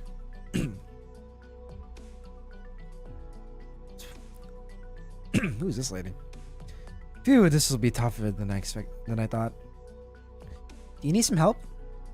Oh, Cliff Arts! Hi, I'm fine. I'm just short on film. I don't suppose I'll be able to find any here. Let me see. You can... Man, it's Ensia. I forgot what her actual name was. Let me see. You can get this model from the Central Mall and the Silver Ash Domain. Nice pics. Are you a photographer from Victoria? A reporter to be exact. Good timing. May I get an interview? Who, me? How do you view the catastrophe that just occurred in Yarag? How do you view your faith when Yaragander no longer protects Yarag from catastrophe? Ah, I thought I heard you talking about Yaragander and catastrophes from over there. You want to know how Yarag people think? Of course. We came to report on the true Yarag. People in other lands know very little about it, and we wanted your voices to reach them. There's no need to be burdened by the weight of religion. Liberate yourself from the systematic oppression of rules and tradition, and tell me what you truly feel. Wow, I've never heard so many big words spoken in a single breath. My view on catastrophes is simple. Catastrophes outside Yarag are really bad, and it's the same for this catastrophe in Yarag. People suffer and get hurt everywhere. It makes me sad, and I wish these things never happened. As for faith, may I ask a question? Does Victoria have a god too? Victoria? Yes, I'm curious what the god of Victoria is like. Is he really petty? Does he get angry easily? You've been going around the village asking questions for days, but you don't talk about anything other than Yaragander is angry and Yaragander has abandoned you. So I thought maybe faith to you is something that's colder, harsher. A smile appears on the girl's face. Her cheeks rise and her voice is light and spry. I believe the god of Yarag isn't like that. Yaragander is like the people of Yarag, generous and kind. She doesn't get angry over cable cars and factories or light bulbs and books, and she won't throw a tantrum by causing a catastrophe and taking lives. Yaragander isn't petty like that. Damn. NCA, man. NCA alter one, bro. Eve. Ho. One more box. Move over. Alright, put it down. You got room on your truck. We got another 15 barrels of Burden Beast milk wine. Can you bring it with you? 15 barrels. You ought to keep it. Can't have a big bar like this and nothing for guests. 3 great clans alone have donated plenty of stuff to the affected village, not to mention the great local gentry. A few barrels of wine more or less won't make much difference. I don't like to hear that. They can donate, but I can't? Who are you to decide whether they need it or not? Which of us has actually seen a catastrophe Which of us has actually seen a catastrophe before? Well, that's too much. It's not. I know you're short on wine. Not only does wine keep people warm, it can also be used in medicine and even to disinfect wounds when necessary. If you had all this stuff back then, well, never mind. Anyway, you're taking in not one barrel less, or I'll take it as he's saying that I'm not one of you and I don't belong to Yerag. Wait, that's not what I meant. And take it. Think of it as doing me a favor, and you know how that father-in-law of mine is like. He's under hardship all his life, but he's never been stingy when it comes to sharing with hungry people. Now move aside and let me put the cargo in. Just don't get in any trouble and make him even angrier. I still remember how he huffed and puffed when he proposed to his daughter. I thought he was a nice guy who just wanted to help. Turns out he was after my little girl Freya, he said. Wait, was this the guy that got that like... Wait, was this the guy from the last event? I remember the name Freya. I remember this. Is this the Victorian that married? Or that had like a girlfriend? I forgot. I think this might be the guy. He said it and he was still mad, so he pulled out his cane. What are you lot chatting so excitedly about? Let's get to work. Dad and I just checked our stock. We still have about 2 truckloads of stuff. Mostly dried meat and cheese, plus some butter and herbs. Good thing I caught you before you left, Crete. Need to tell Carl and Trade to send another truck here. 2 trucks? You... I told you, Crete. Fine, suit yourself. You're the only newlyweds I know who'd rather give away their whole storehouse before taking any gifts. It's a catastrophe after all. It's never happened to Yerag. No one knows how bad it is. But now is the time for us to work together and help each other. In Yeragander's name. In Yeragander's name. We'll work together and pull through.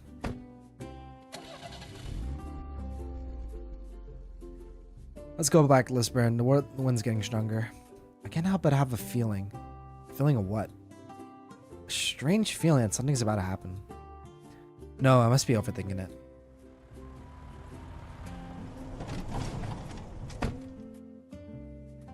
Oh! Harold! My goats!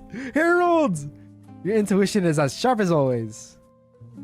Wait, Harold? Is this real? Am I dreaming? Yo, Harold! Oh my god. Well, that's certainly an honor. You still remember my name? Looks like you haven't forgotten the time we fought alongside each other. Please, stop making fun of me. What brings you here? What else could it be? You've heard there's a spot of trouble in Yerag, so we came to offer some warmth, as a good neighbor should. Wow, a whole truck of supplies. A truck? Take another look. Hero just is behind himself, and Lisbon sees a long procession of vehicles bearing the Victorian crest, stretching as far as the eye can see. Some warmth, you say? Well, we're warmer than some other folk, to be sure. Damn.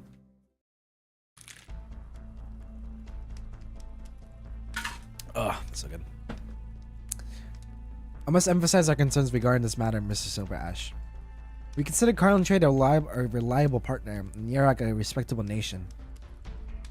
We had hoped that the observation station would be the tip of the spear for our mutual understanding and cooperation. I have to say, at the moment, we are disappointed. I understand your Excellency's concerns. Allow me to explain. No, I don't need an explanation. We understand the unfortunate circumstances that have befallen Yerag, and we express our deepest sympathies. But that is no reason for Yerag mobs to attack innocent Colombian scientists. Shit! We're seeing verbal abuse of our scientists, promoting hate and xenophobia. Oh my fucking god. We are outraged by Yerag's contempt for and violation of the safety of other people. Should your government continue to allow the situation to spiral out of control, the Colombian side will take action to ensure the safety of Rhinelab's researchers by evacuating them in accordance with our treaty.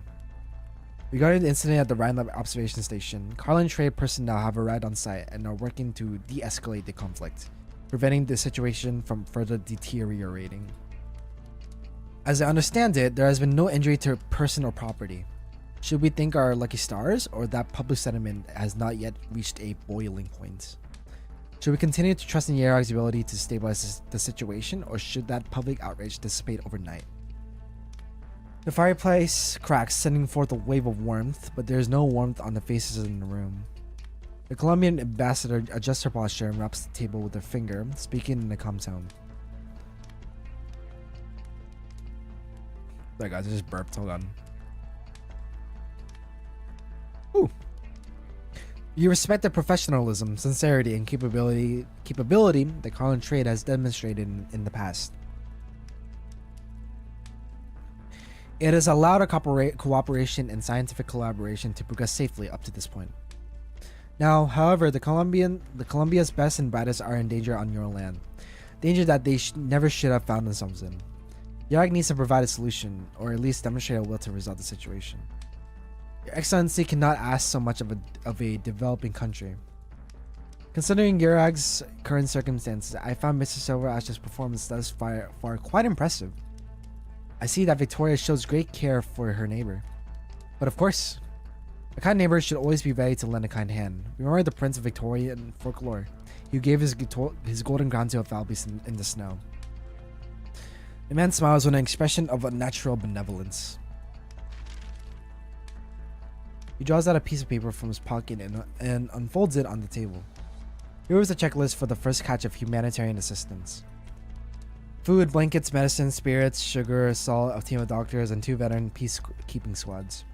Exactly what Yarag needs right now. This is very generous. Yarag appreciates your kindness. Not mine. This is the kindness of the Empire of Victoria. A prince had a heart of gold. He would give his prized sword in the same way he would offer gold and silver. It all depends on what you need and what matter of you face. There's no need to fear or worry. I'm sure you will make a decision that is satisfactory to all 3 sides of us. After all, survival is an art form in the snow realm, is it not, Mr. Silverash? Gazes beckoning and questioning converge upon a piece of paper and on the silent young man.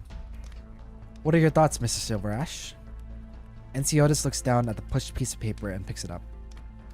Black and white, neat and clear, there is no deception. Even the names of the squad leaders are listed on the paper. Perfect show of sincerity and pomposity. I have no reason to refuse, do I? As you said, this is exactly what Yarag needs right now. The supplies will keep the people fed, and the doctors will help us win more battles against illness and death. As for trained soldiers, I'm sure I do not need to expound upon usefulness. The question that was interrupted, Madam Ambassador. Yarag vowed to protect the safety of each and every researcher at the station when it was first established. That vow has not been broken. I'm not sure why you are so eager to reach the conclusion that Yarag has lost control of the situation. The Vinebeak Court and Carlin will uphold our end of the bargain. May I ask you to continue to trust in Yarag's ability to deal with our own problems? As for whether the incident at the observation station was an accident or instigated by those with ulterior motives, I believe that time will tell. Very well, Mr. Silverash. I look forward to your show of competence. But I must remind you how important the project is to Columbia. We believe it to be of paramount significance to Alterra. Therefore, the Colombian side will deploy any means necessary to protect our scientists and their findings. Any means necessary. Indeed, I too believe that the scientific exploration taking place in Yarag belongs to all of Terra. The Empire of Victoria will do our part to maintain Yarag's stability. Of course. I'm sure we're all of one mind on this matter. The sun shines in through the window, past the shoulder of the Colombian ambassador, and upon the chest of the Victorian ambassador. He stands up from his chair, his back perfectly straight. The discussion seems to have come to a close. That's such a wise decision. It seems that all of us have forgotten what we wanted. Nice.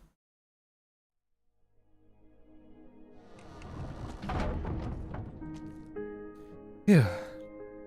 Is the meeting over? Fuck, I need more. I need to make more of my energy drink. It's all gone. Oh. How long have you been waiting? Half an hour. I made good use of it going through 4 reports while I was waiting.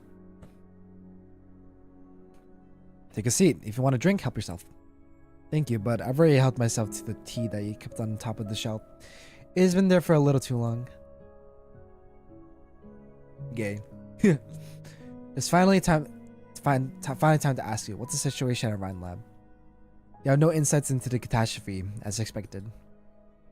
People demonstrated enough restraint. There weren't any real attempts at violence. Most satisfied themselves with reciting the Yaragander as they held hands.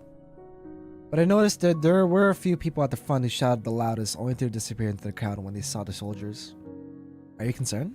Hold on, guys. Give me 1 second. I need to check something real quick.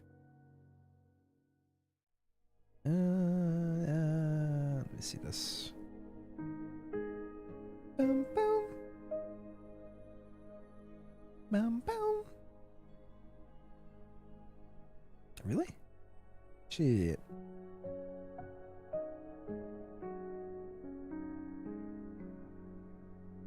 Fuck. Oh, well. Alright. After I finished reading this part of the story, after we finish this part of the story, I'm gonna take a break to eat a snack or something. Are you concerned? I'm concerned that this may only be the first incident. The observation station is not the only place where conflict is happening. There have been protests and rallies in the domains of the other two clans, strikes at our factories as well. I'm dealing with it. Someone understands that they can use this catastrophe as a weapon. They know the power of the people's will. A trick that you've deployed before, but the weapon is not in your hand this time. You skipped the part where someone threw snow in your face. Is that important? It's the only thing that's unexpected. Did you expect Columbia and Victoria to sit you down for a game of good cop / bad cop? Yes and no. The Colombians' attitude is aggressive, but at the end of the day, it's continued cooperation they want. The most important thing for them is that the observation station delivers results. As for the Victorians, they're more anxious than we thought. I saw Harold's caravan. I'm sure he's wandering about the streets, telling neighborly stories with his old friends. His wandering should take him to Carlin Trade headquarters in another 20 minutes. I suppose you already signed and received the goods, and I don't suppose we had a choice. The Pella Roadshades and Browntails will find out soon. As for how they'll take it, let's just say you should be prepared for the Tri-Clan Council. Getting cold feet? I'm used to it. This nonchalant attitude of yours is why people hate you so much, holy. Thank you for the compliment. At the end of the day, however, none of us expected this catastrophe to happen. You can act as unflappable as you like, but don't tell me this disaster hasn't actually phased you. I don't think you're actually that thick. I know. With risk, however, comes opportunity. It's the first catastrophe that Yarak has seen in 1,000 years. Perhaps it's time for certain things that have lasted 1,000 years to change. Antiochus looks out the window, and it started snowing again, covering the land of Yarak in white. The mountain winds continue to blow. They call it the breath of Yaragander, her messenger. It walks every inch of Yarak, bringing all its sounds back to her ears. She will tell right from wrong, good from evil, friend from foe, piety from falsehood, medicine from poison, and mirth from tears. She will pass judgment. There's one other thing that you should know. The avalanche caused by the catastrophe destroyed the train station at the foot of the mountain. Strangely and fortunately, there were fewer people inside the station than expected. It was only in later interviews that we learned that someone had shouted about a bomb in the station, causing the crowd to flee. Who? We don't know yet. But the researcher who disappeared from Lion Lab remains unaccounted for. If they are one and the same, then she had not cleared the borders of Yarak when the catastrophe occurred. She should still be somewhere in the realm. I see. You're the only one I can count on for this gnosis. Find this woman without triggering a response from Rhine Lab. You're finally starting to look serious. Should I ask why? You'll learn soon enough. But ideally, one should not have to rely on trick plays in a game of chess. Alright, let's finish this mission, and then I'm gonna take a little break. I need some vocal rest. Also something in my stomach. Stay close. Don't run off.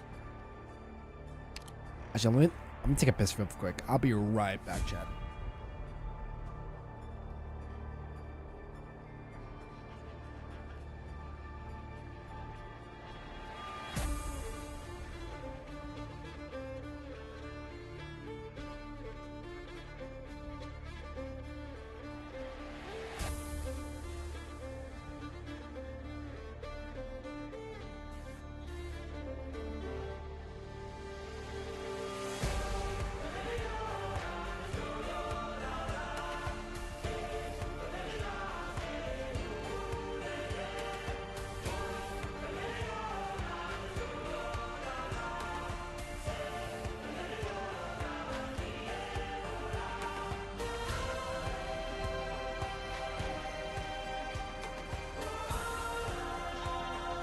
Some holy ass music, holy shit. Alright, back.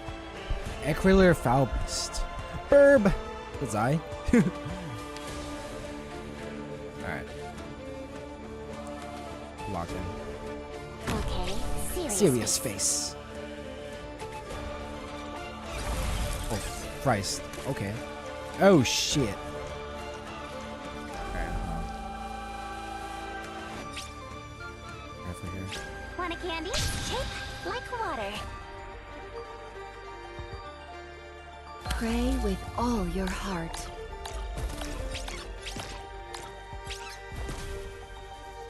can definitely get a stack right now. I gotta read Lone Show, man. I gotta read Lone Show. I really do.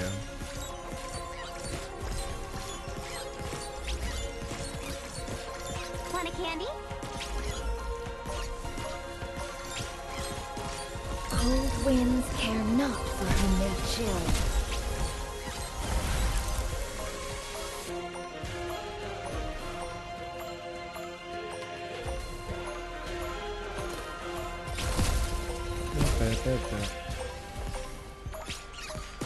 Want a candy?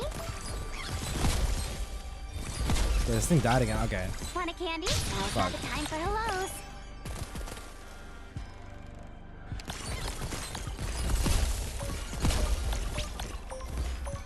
She is omnipresent. Snowball.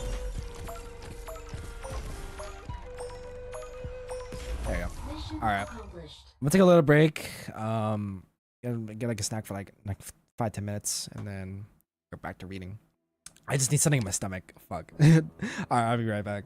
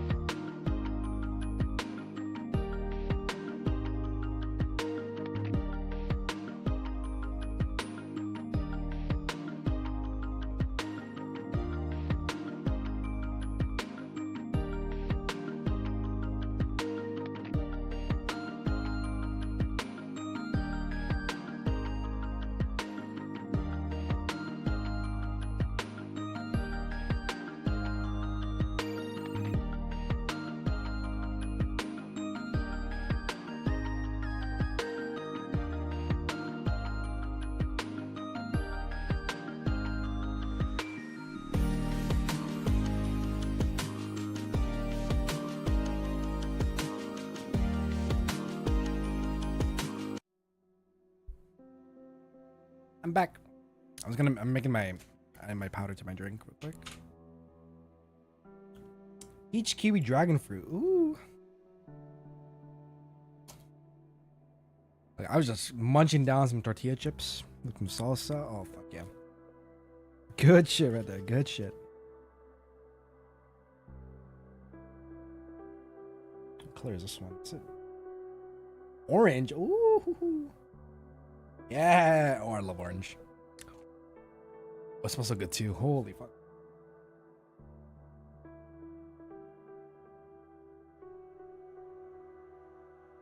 I've been told we are gonna be eating dinner soon, so I gotta take another break eventually.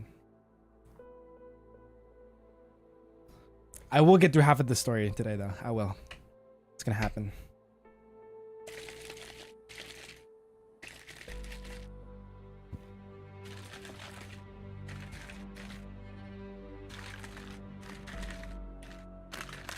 Oh, okay. Continue on.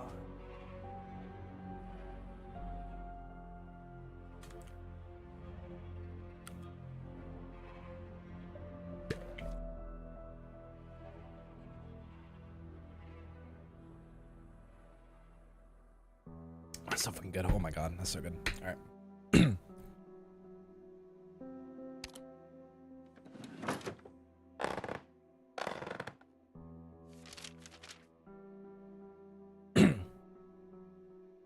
When the winter nights were long, there was no food to be found. She walked into the forest to look for seeds.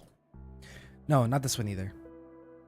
The word catastrophe doesn't even exist in the old Iraqi language. Is it possible that we truly never have been struck by a catastrophe before? Or maybe the ancient people couldn't tell catastrophes from normal disasters and mix their records with others. Snow melt flooded field and pasture. Their crops fell to an untimely winter tide. No, none of these sound like catastrophe. I remember there's another story that she used to tell. When the cold winter night froze the heart of Carlin, the enemy from afar came across the ice. The warrior stood still with a weapon in hand. At dusk, he saw a terrifying abomination in the mirror, like ice. Radsorn. The warrior ran back to his clan to warn the others, but no one but the warrior could see the creature. Nobody believed his words, and so the warrior began to live in fear. So? When did you? I came after morning prayers. I did not wish to disturb you, so I remained quiet. I could not resist the urge to speak when you recited a familiar section of the scriptures. I apologize for disturbing you. It's alright. I just thought you were still handling matters of court. The light is dim, and his vantage point, sitting on a high ladder, the great elder's robe seemed to blend into the color of the floor. She cannot see his expression. He must be very busy after taking over as great elder. Is everything going well? You think too highly of an old man like me, Great Sintus. I've spent most of my life here in the Hall of Writings, and I hardly ever step out of the Vineby Court, not to mention dealing with matters of courts. My only claim to this position is my age, and apart from that, I can only do my best. You're too modest. I haven't had many chances to speak with you, but I understand that you are a man of great learning. You flatter me. The more I study the tomes, the more conscious I am of my own ignorance. Well, we all are, compared to her. But I heard that you have been studying the scriptures for 2 days and nights without rest, so I came to see if I could share the burden. It's good timing. I also have some questions that I would like to discuss with you. She closes the scroll and climbs down. The old wooden ladder creaks as it faithfully connects knowledge in high places and the silent ground. Enya walks out from amongst the bookshelves with scrolls in her arms, sitting down by the spacious table that is already covered in open scrolls. This is what I compiled over the past 2 days. I searched for any and all records of unusual disasters in Yerag, but I have yet to find any evidence of a catastrophe ever having occurred in our borders. And I still haven't been able to find an explanation as to why this catastrophe chose this moment to strike when there has been nothing particularly unusual about this year's winter. The girl looks up from the scrolls to the great elder. However, the old man seems uninterested in the scriptures lying before him. He bows his head, squinting with the sagged eyelids that lie below his white hair. You do not seem to approve of the studies that I have pursued. No, I dare not be so impudent. You're seeking the truth of the catastrophe, the massive thing that has descended before us, the fear incarnate. Like digging a path through a mountain or building a bridge over a river, your actions are undoubtedly logical. But to search the entirety of Yarek's history, every little tribulation within the fragments, it is an ordeal akin to searching for a grain of salt in the snow by candlelight. I'm not afraid of ordeals. I must find an explanation for this catastrophe. I must. I understand. You worry for Yarak and take pity on those affected by the disaster, and I can feel there's some other anxious emotion driving you. But perhaps this anxiety has made you short-sighted. I never asked you in private, Great Elder Atso. What do you think of this catastrophe that has struck Yarag? I must admit that my knowledge is shallow and unable to explain the reason behind this catastrophe. But I agree with you what you said a few days ago. Yaraganda never promised her people that they would be safe from the threat of catastrophe. Indeed, Yaraganda has never made any promises to her people. On the contrary, the scriptures often emphasize that we must not validate her existence through miracles. We believe in her because we believe she is good, that she embodies all that is good. We must follow her ways such that we can be our better selves. I agree with you, but I fear the public will not respond well to such an interpretation. Indeed, reason and insight are a pair of golden shoes that will take you far, but only if your feet can fit them. The day may come when your path of truth is validated, but it is not today. Then what do we do? What do we do? That is the question I do not have an answer for. But you were reciting the story of Ratsorn. Let us continue. The book on the table records a conflict that occurred over water sources. It is an old story, a common refrain in many civilizations. The Great Elder reaches out and pulls another book from under it. Dust intertwines with the scent of charcoal from the fireplace, like a piece of amber hovering in the air. The warrior searched far and wide for a way to fight the monster, but even Yaragander could not help the warrior kill a monster that could not be seen. And so she led the warrior back to the frozen lake. She spoke to him, saying, "The others cannot fight the monster, for they do not see it. Only you may find the way to defeat it." The warrior was enlightened, the heart of Carlin began to melt, and winter was driven out by spring. Yaragander granted her people the final blessing. Her tears froze the enemy, becoming 3 eternally frozen peaks. The final story of the Book of Home in the Yaragander has been subject to various interpretations by scholars of generations. The heart of Carlin likely refers to Lake Silverhurst, and some believe that this warrior who heeded the words of Yaragander was a very archetype of the saintesses. Opinions differ on the enemy that came across the ice. As for the monster that cannot be seen, Ratsorn, a word that has long lost its true meaning, and one of Yarak's most famous bedtime stories. Parents tell this story to children who refuse to go to sleep before tucking them back in. The name is so widespread that most people have forgotten that Ratsorn was not an incarnation, was not an incantation or meaningless babble, but a word with a clear specific meaning. Many words lose their meaning over time. At one point, Ratsorn was believed to be a loan word that came to Yarak 8,000 years ago, of the same origin as the word catastrophe. If I recall correctly, your work in the Hall of Writings involves decoding and translating important words that have lost their original meanings. Research that has, unfortunately, borne fruit. The word Ratsorn has 2 parts, the short stop syllable rad and the stiff syllable sorn. The fireplace flickers as the Great Elder draws a line across the page with his finger, leaving a crease of shadow that fades away in a second. Cutting in half a mysterious abomination, the likes of which has never been seen before. The word Sorn is not hard to understand. It translates roughly to something terrifying, or unknown monster. It comes from an old Ursan dialect spoken in Yarak, which is still used by some of the older generation. It serves as the anchor for our exploration. Rad comes from Victorian, sharing an etymology from the word radlith, which means blind or short-sighted. 5 centuries ago, a famous playwright from County Hillock penned the word in his play, The Rose of Shaw. Radlith, which means unseeable, a place of darkness.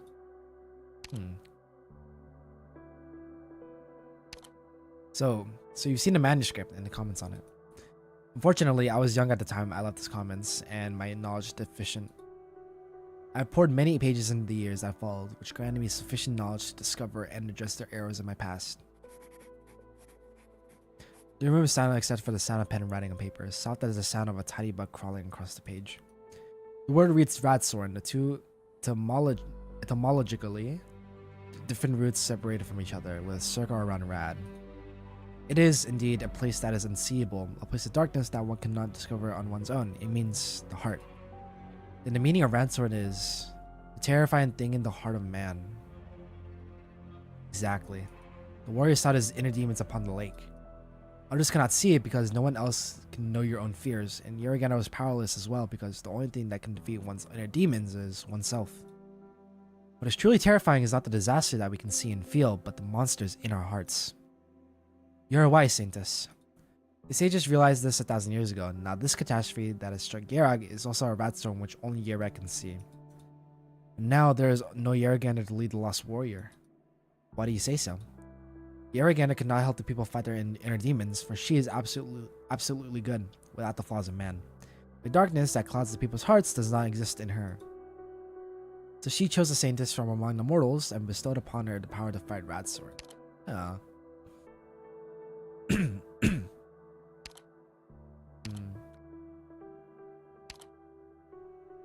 Only she is always at Yaragander's side. The snow washes her eyes, her piety judged by ice. She hears the guidance of Yaragander and cherishes the love of the people. Only she can dig open ice and soil and make a path for the people of Yarag out of their heart's maze, such that Yaragander will return to us. That is what the people of Yarag have believed for centuries. Only the Saintess may atone on their behalf, and on behalf of the children of Yaragander. Great Elder places his hands on his knees and bows his head in an imploring gesture. The Saintess of the Vine Bee Court sits on the other side of the candle. The flame flickers and the wick grows long. You're proposing a pilgrimage. Sheesh. It's time for the noon prayers. I'm afraid I must take my leave, Saintess. One moment, Elder Otso. Saintess, something you said caught my attention. You said Yaragander has never made any promises to her people and that she does not rely on miracles to demonstrate her existence to her believers. Do you believe that Yaragander doesn't exist? No. Of course Yaragander exists. Look at our bodies, our faces, and hear our own language. Every tree and grass, rock and brick in Yarag is proof of Yaragander's existence. Of course, some hope for a divine spectacle from our God to affirm their own faith. But if a God truly stood before us, answering our every call, what need would remain for faith? This is the first thing that every believer should know. For you to bring this up now,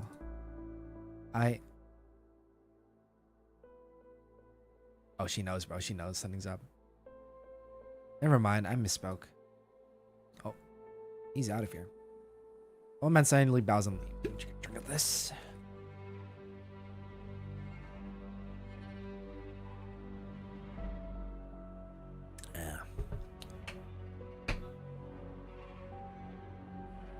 He disappears through the door like a speck of dust brushed off a page.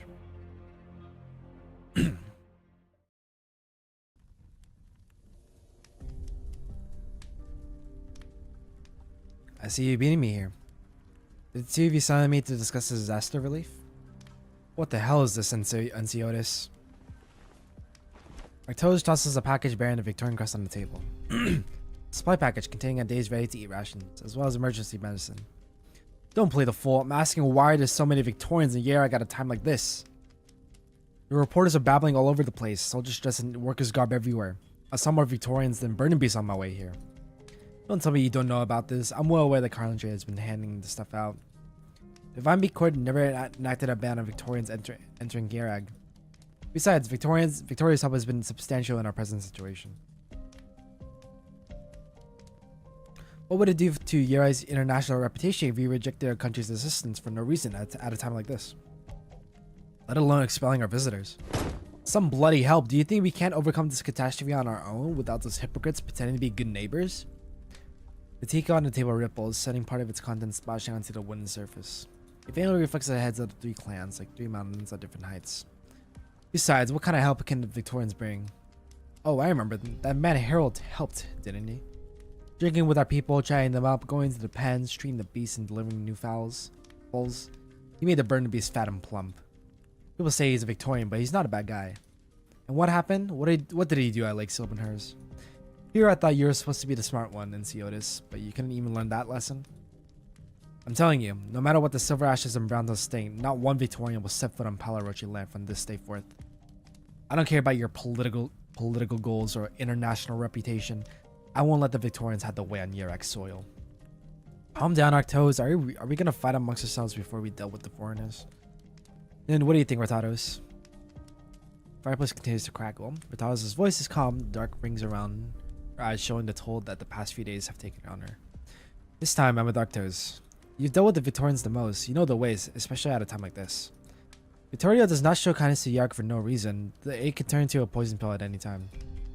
All the chaos we've seen over the past years, what part of it had nothing to do with foreigners? You of all people should understand the risk. I completely agree with Ratados. But we must not forget that while stagnation may be the least risky course of action at present, it is also the surest way to doom. Sending people at a time like this, Victoria is testing us. They are hoping that we will fall apart on our own. It has taken so long and so much for Yara to finally see the result of reform. To close our doors again at this junction would be to lay waste to all that we've done over the years. You set on dealing with the Victorians? Yeah, my word. Carl and Trade has taken responsibility for establishing contact with other nations. We will handle Yara's relationship with Victoria. How can you be so sure? As you said, Victoria has never given up on exploiting us. Have they ever succeeded though? Yeah, look again. Like you're always in control, always so sure of yourself. Yarak is changing, not just the changes that you've brought about, but also the changes brought about by catastrophe and by progress. Nothing stays the same forever. That's true of your past successes too. And it's true of the great powers left to perch. But Yaragander, I hope you know what you're doing. Oh. In the distance, the evening prayer bell tolls at the Vineby court, echoing amongst the pillars. Sir Anciotis, the Saintess requests your presence at the Hall of Lectures. The Saintess? It seems we'll have to continue this conversation another day. Even if we have not reached an accord, do not forget it was the decision of the Vineby court to open up Yarak to foreign dialogues. To cross the line now is to defy the Vineby court and the Saintess herself. I'm trying to keep my head down with some tough words. But remember this, my eye is open, and I won't allow anyone to do anything that will harm this land. There's no length I won't go to protect Yarag. Do remember, Sir Anciotis, that your decisions affect more than just your domain and your company. This whole nation will be affected. Hope Yarag will not pay the price for your pride. No one can make Yarag pay as long as people remain united. Excuse me.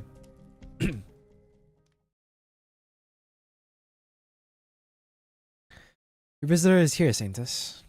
Wait at the door. Do not allow anyone to enter without my permission. Yes, Saintess.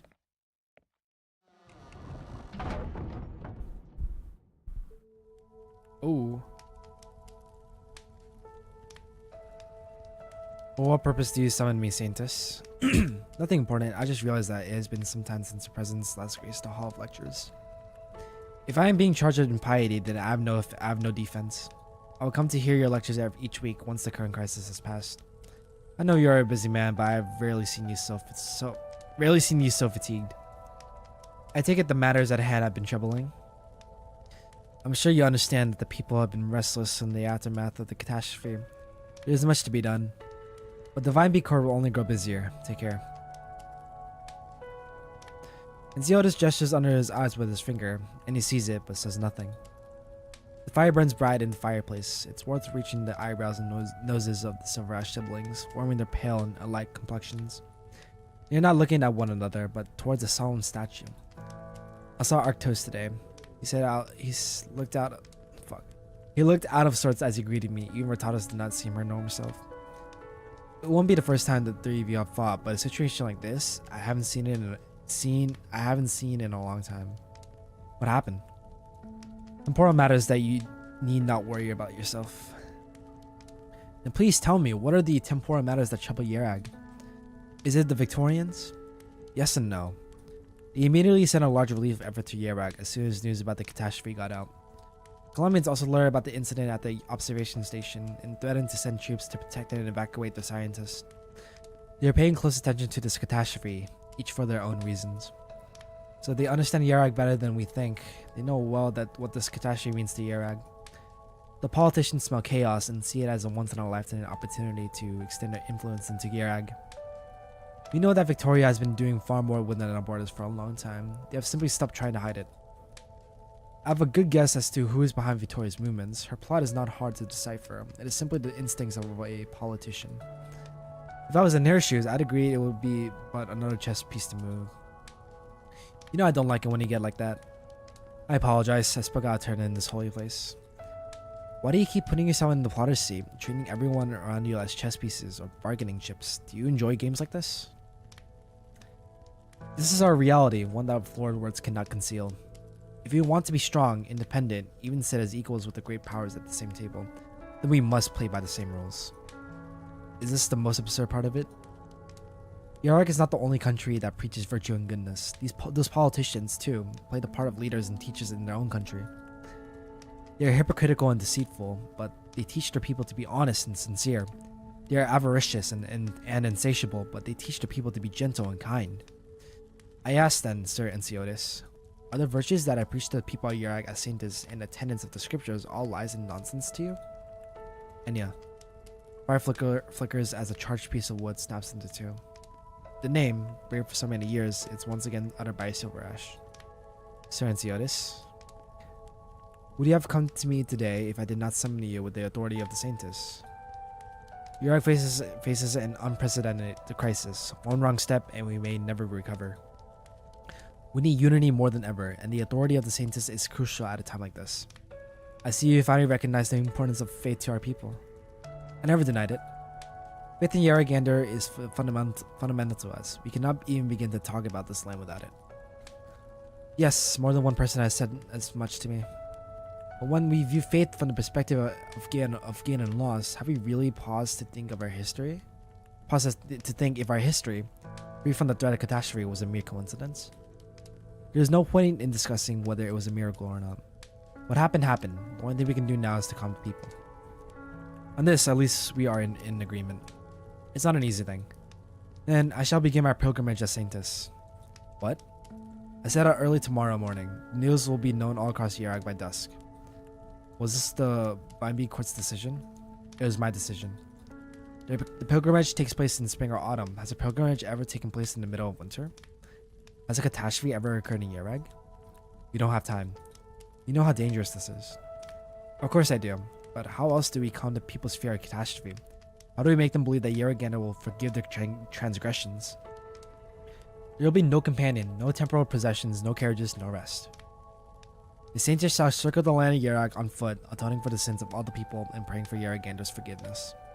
It will take 3 months. If all goes well, more than one Saintess has died. If all goes well, more than one Saintess has died on the journey. And why do you... Brother.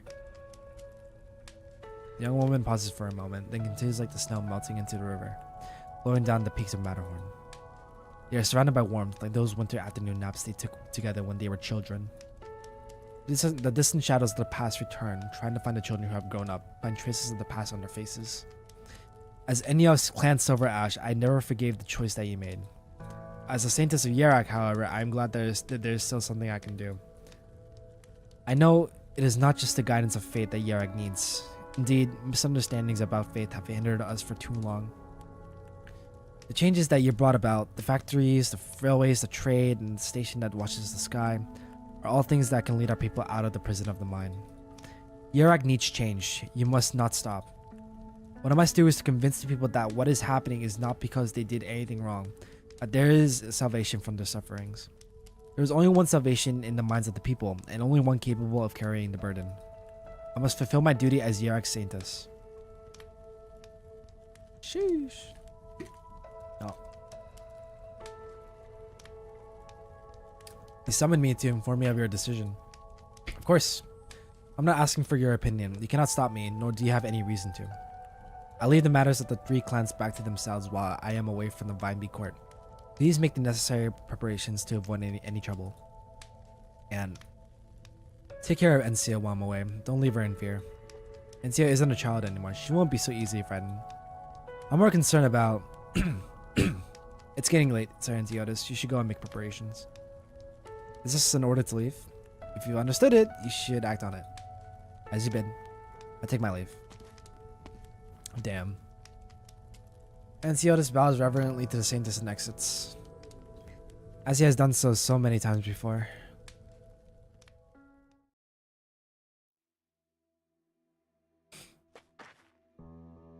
Allie, wait for me. Ball hits the wall of the farmhouse and bounces back to the feet of the boy, who waves at the girl trying to catch up to him. Come on, you're always so slow. He kicks the ball several meters away. The girl grumbles and chases after it. That scene's so deep. Fuck, bro. I know, right? Yeah. Fuck, is this relationship ever gonna get better? Fuck, bro. When you think about it, yeah. So let's see. God, I believe Silver Ash. What's it called? I think he low-key forced her to become the Saintess. I think, and like kind of used. I don't know. God, it's Silver Ash. Like, she's practically a pawn piece to her, but she's also family. You know what I mean? But it's like fuck. Yeah. God damn, dude. Rift is. Oh my god. Fuck. Hopefully there's some better development. We gotta see something. Surely we can see something today, right? Surely. Fuck. He kicks the. Yeah. Please, we need it. He kicks the ball several meters away. The girl grumbles and chases after it. The children are getting some rare free time. In this foothill village with only a couple dozen households, the children, whose parents are too busy to watch, are playing in the center of the village. As you know, the Saintess has begun a pilgrimage for our people. This village is her final stop before she ascends the mountain. Remember what I told you, change into clean clothes and do not disturb the Saintess when you see her. Am I clear? Will the Saintess really be able to summon Yeragander back to us, Father? My wife is working in the city, and I haven't heard from her since the disaster. People in the nearby villages say Sir Enciotis has put a blockade around the scene, and no one knows what is happening. Do not worry about her. This is exactly why the Saintess is embarking on her journey. Yeragander will not abandon any of her children. All of us here in this village have already been abandoned, haven't we? None of the young folk have been willing to stay on the farm since Carlin Trade started the business. Let me tell you, if Bauer didn't go lame when he was little. Hey, is this all you have to say when the father and I have been taking care of you since your son left for the city? And I haven't heard a peep from him since the disaster. I'll be damned if I got anything else to say. Alright, let's not argue in the Saintess's presence. Bauer, you should go check on old Carl. He said he wanted to catch a glimpse of the Saintess, even if he had to crawl on all fours. Help me talk him out of it. I see the Saintess, Father. She'll be here soon. What? It's much sooner than I expected. Alright, let's go wait by the roadside and brighten your faces. A few dozen villagers line the roadside, turning their faces to the distance from whence the Saintess is approaching. The cleric averts his eyes subconsciously, nervously rubbing his palms with his fingers. He was assigned to this village by the Vinebeak Court 20 years ago, and has never seen the Saintess outside of portraits. The footsteps approach. He focuses his entire attention on his facial muscles, hoping to leave a good impression on the Saintess. Bam! Oh? Melly, you fool! Look what you've done! What the? Blast, I forgot about you two. Are you alright, Saintess? Melly, come and apologize to the Saintess. I'm sorry, Saintess. Ah! Coat. It's alright, just a ball. It didn't hurt at all. I still have to continue the ritual. Can you go home? Are your parents here? Saintess. Mom and Dad died a long time ago. My home is the temple. Damn. I'll go home then, Father? Go. I'll have you copying scriptures if you cause any more trouble. I deeply apologize, Saintess. How many children like him are there in the village? I've taken in 9. Some are orphans, while others were entrusted to me by the parents who went to the cities to find work. Well, we haven't heard from them since the disaster. Saintess, do you know what's happening with this disaster? When can my wife come back? What did I tell you about her? Has Yeragander really abandoned us? Enough. She would never do that. In these days of hardship, we must remember, believe, and trust she is kind and just. I will do my best so that your prayers and the prayers of all Yerag will be heard by her once again. Please, trust me in Yeragander's name. By Yeragander, she will protect us and protect the Saintess. After a moment of silence, the villagers bow their heads together behind the cleric in a gesture of reverence. They have chosen to believe. The Saintess nods and departs again. The snowy peaks in the distance await. Yay! This is how their story ends. Tragedies, one following another. What's this? What the fuck? Oh, I see. For a short time after deployment, greatly increases the avalanche warning index of its avalanche area. Wait, what? Oh, okay, I see. Alright, I was 3. Okay. Oh, okay, now we can use it. I see. I gotta put Gnosis in the party. This is appropriate. You're in luck. I just completed my experiment. Alright. Let's bring Silver Ash again. 6-9, nice.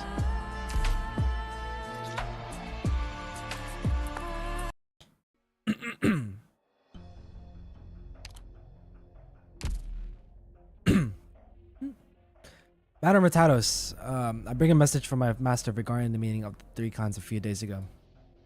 The Palo Roach's stance towards the outsiders is firm. We can never be too careful regarding the fateless. We must be even more vigilant now, with the Saints out on pilgrimage and state affairs defer to the 3 clans. My master does not think ill of Sir Enciotis, but it is true that Clan Silverash has been too close to the Victorians. We do not know if he has other intentions. My master has chosen to communicate with you as he sees you as a woman who has always upheld Yerag's traditions. He is happy to meet with you in person if you have any thoughts you would like to share. Are you finished? Out of respect for Arctos, please bring this message back to him. I don't know if Arctos is harboring a grudge because the catastrophe occurred on Palo Roche's soil, and I don't care. But at the last meeting, we reached the conclusion that none of us should make a move without direction from the Vinebeak Court. While the Saintess is absent, the best thing we can do for the nation is take care of our own business and avoid causing more issues. That will be all. I see there's no avoiding these issues. I apologize, but this little thing is no cause for concern. Let us return to the topic at hand. Long-term cooperation between premium Victorian clothing brands and Clan Browntail. No, wait. With all due respect, Madam Browntail, I'm afraid this is not an issue I can ignore. The people of Yerag are so hostile to Victoria. How are we to believe that any cooperation can last? Our 3 clans may have our differences, but I am the sole representative of Clan Browntail. You may take my word on that. This conflict between the 3 clans, I suppose that's not hard for a Victorian to understand, not at all. I've made great efforts to learn about Yerag during my time here. Your culture is exotic and fascinating.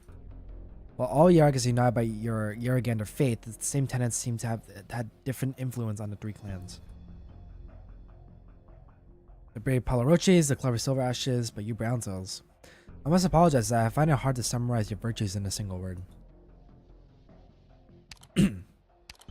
I suppose the way I would put it is that Clan Browntail is noble and trustworthy, with sympathies for the homework you have to do. Knowledge is the foundation of cooperation. Her Grace the Duke values cooperation with Yerag highly, and she is looking for a reliable, proper representative of your land to work with. A representative of Yerag? Is Her Grace unsatisfied with the Carlin trade? Mr. Silverash is the most astute businessman, but this is also his greatest flaw. He will not permit any other winner in his game. I'm sure you understand as his neighbor. A keen summary. Therein lies the problem. The 3 clans may equally be Yeraganda's children in name, but in the eye of an onlooker like me, they are not. Even an outsider like me can tell that your clan and the Palo Roches have had virtually no effective role in response to this catastrophe. The Silver Ashes and Carlin trade have not only monopolized Yerag's foreign commerce, but also all of her foreign affairs. In your nominal head of state, the Saintess, Mr. Silverash's sister, seems to have no objection to the present situation. Mind your words, sir. Do not presume to blaspheme the Saintess' piety with your prejudice. Oh, I apologize if my frankness has offended you. Please understand that I am speaking out of good faith and simply conveying what I have observed as an outsider. Cut to the chase. What's your proposal? A simple one. Victoria is seeking friendly, equal, and truly mutually beneficial cooperation. Effective, long-term cooperation, not one that only benefits one side or limited by narrow-minded nationalism. Your Grace thinks highly of Clan Browntail and of you personally. My presence here is proof of that. The opinions of foreigners is of no importance to Clan Browntail. Your promise is the very proof of the shifting nature of Victoria's position. You're wrong if you think Clan Browntail is simply another Clan Silverash, but easier to manipulate. No, of course not, Madam Ratados. The Empire of Victoria does not seek subservience or dependence. She seeks to do the right thing. Clan Silverash is a window that is sometimes open, sometimes closed. Only those inside the room can truly know its contents. Tell me, Madam Browntail, are you not tired of the constant meaningless tribal conflicts that haunt this land? Perhaps you aspire to lead Yarag into a new era yourself? I think that will do for today. Thank you for your visit. I fully understand your proposal, and I have a message for you to bring back to the Duke. She does not yet have a sufficient understanding of Yarag, but I sincerely hope she will one day find it. Noted. Unfortunately, any commercial cooperation must remain on hold while political issues remain unresolved. But we have plenty of patience for an important partner such as yourself. We look forward to your answer.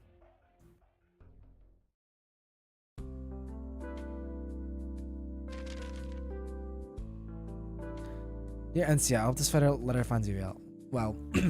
By the time you read this, you will have already learned of my decision. Don't worry, think of it as a sister going on a long trip. She'll be back before you know it. I'm sorry that we'll have to put our plans for fondue in the Vinebeak Court's kitchen on hold, but I promise I'll be good as my word once I get back. Don't worry about Enciotis either. He has his plans, though he might be busy for a while. We'll count on you to take care of things at home, alright? At least Encia and Enya are on good terms. That's good to know. There are a lot of things going on. Stay safe and be especially careful when going out. Aww. I hope I find you as cheerful as always when I return. I'll pray to Yaragander for both of you. P.S. Remember to keep your appointments at Rhodes Island. Follow your doctor's orders and wear protective gear when climbing the mountains. Nice. A letter from Enya? Yeah. It's always like this. Then for Enciotis, it's quiet enough at home to begin with, and ever since I came back from my trip, he's barely been around. These are exceptional times. They're doing all they can to protect Yarag. All we can do is trust them and support them. I know, I just wanted to blow off some steam. They still treat me like a kid, never telling me anything. I don't even know what I'm worrying for. I want to help them too. Lady Encia, Master Chester. Is Sir Enciotis here? He's probably at the office. Why? A herald has arrived from the Vinebeak Court. They said they're meeting with Clan Palaroche to discuss cooperation in the joint mining venture, and he wants Sir Enciotis to submit the relevant documents early. Add the documents, but submit them early. Is this a temporary notice? The herald didn't explain. Very well, prepare the car, I'll go.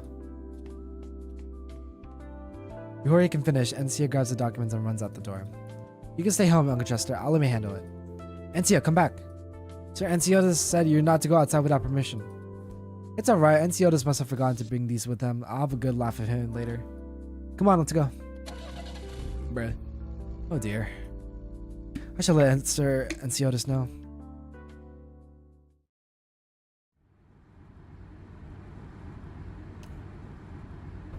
Brown car is driving on the mountain path of Vinebeak Court. Sitting in the backseat, Arctos rubs his neck. Why call me over so early in the morning? Is the mine thing so urgent? I hear Sir Enciotis often stays overnight at the company these days. An early morning meeting would fit his recent routine. Not like there's much to discuss. I'm just waiting for the Silver Ash documents to sign off on. Give me a minute from last time. Gula, I'll take another look. Yes, sir. Sitting in the passenger seat, Gula takes the documents from the glove box and is about to hand them to Arctos when the car is violently jolted. Oh, shit. Yo, what was that? Falling rocks, they almost hit us. Falling rocks. Here? Oh, shit. Oh, my god. The car is once again violently jolted before he can finish, as falling rubble slams against the trunk. It's not safe inside. We need to get out, sir. The road ahead is blocked. Fine. I don't know what the hell does that mean. Do either abandon the car and run through the mountainside, but the mountain falling rubble is overwhelming. Look out! A rock falls towards Arctos. Gula pushes him out of the way and is struck by the sharp edge of the rock on his forehead. His massive frame falls on the ground bleeding. Oh no! Arctos crawls up towards Gula and pulls him closer to the mountain, leaving a long trail of blood on the ground. The blood is soon covered by the falling rocks. Gulo! Gulo! Uh-oh. Tranquility. Oh, I gotta hold on. Give me a sec. The tranquility of the mountain is broken by the roaring sound of engines as the morning mist disperses. Tranquility is not what Degenbreaker seeks right now. She pushes her bike to its limits. The city flies by swiftly, but she does not see what she is looking for. The tracks are still visible on the road. The target was here not long ago. There. Degenbreaker jumps off the bike and runs a corner.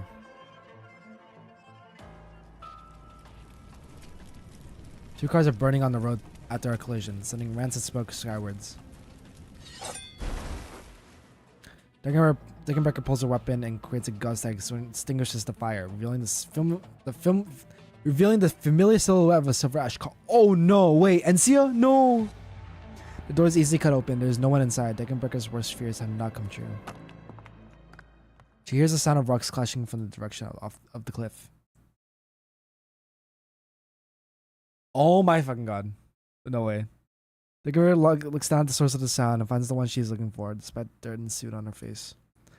Deckenbecker!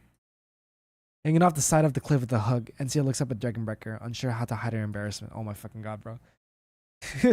I guess I screwed up. My freaking god. This girl. Here you go. The kingdom promises not tomorrow, nor was it built for yesterday. Those who walk the present are closest to her.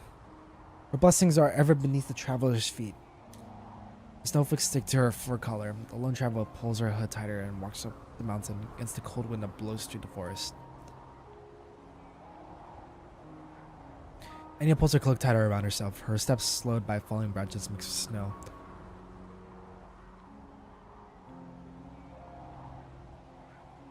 The clerics often say that Yariganda tests her people with wind and snow, but Anya knows she would never torment her like this. Yar. She knows. She has to know now. She has to know Yar is the freaking, is the freaking god, dude. Surely. The Sandin sees the smoke of a campfire deep in the woods. Perhaps there is a place to rest. Anya walks towards it and finds the fire still burning. Providing a rare source of warmth, she reaches it out to it at once. The hides hanging around shows that it belongs to a hunter. Short shrubs surround a lone wooden house, but the owner is nowhere to be seen. One of the shrubs rustles. The tip of a metal bolt protrudes from it, pointing towards the campfire. Who's there? Oh! Anya turns around quickly, but not quick enough to avoid the bolt that strikes her right leg, soaking her thick clothing with blood. Shit! She raises her belt instinctively as she stumbles from the pain. The attacker has emerged from the bushes, aiming his next bullet at Saintus' heart. Oh man. Whoosh! The attacker falls as the bell rings, his body quickly covered in snow. Slowly, the small lump turns red. It was not the holy blood that did this. And he gets closer and sees a crossbow bolt in the attacker's neck. A rough hand, small but strong, grabs Anya's shoulders and pulls her to one side. Oh, there's more of them. Another bolt cuts through the air, taking down another attacker, but more of them continue to emerge from the forest. What's up, bandits? How did they commit murder at my camp while I'm away? Oh, it's the 5-star. A young huntress carrying a heavy crossbow that seems too big for her stands in front of Anya. She smells of herbs and cloud beast. Stop daydreaming. You're a silver ash. What are you doing here? Never mind, stay close to me. Yeesh.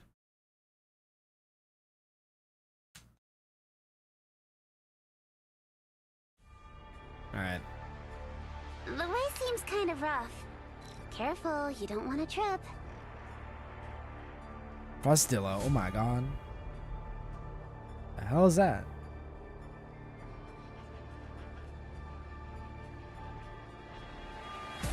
A fine choice. Dun, dun, dun, dun.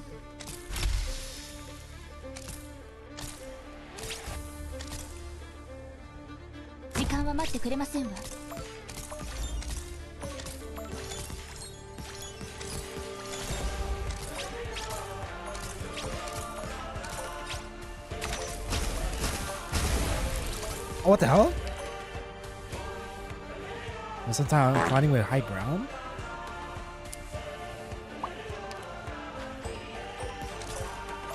Bruh. Thank you, Cal, for the hydrant. Thank you. Bye. You disrupted my train of thought. Oh, what do I do this? Can't really put him anywhere. The situation is crystal clear. Thy trampling of this hallowed ground shall get bitter rue. Right. 2 silver ashes, dog. What Oh, do they're you dead. plan? They Thy cooked. pleas falleth upon Oh, deaf never mind. ears. Make your decision. Thy trampling of this hallowed ground shall beget bitter rue. I'm not the one who will regret letting things get to this point. Make your decision. Wait, for the snow shall bury this all. For them the bell tolls. Hark! Ne'er hast thou questioned the road thou strayed upon. Waiting, mortal star. Fuck. The Oops. illumination of Oh, wisdom. dead. Very well. You have my axe. shit. Get ready. Dags att välja vårt byte. Very well. You'll Yeah, be we're good. okay. We chilling. Everything will be okay.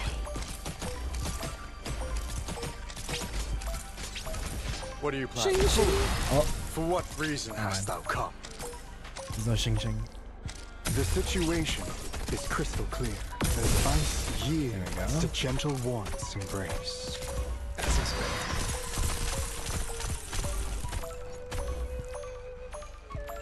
Great master, hark! Not dead. Ne'er hast thou questioned There we the go. road thou Let's strayed go. upon. I should build silver ash.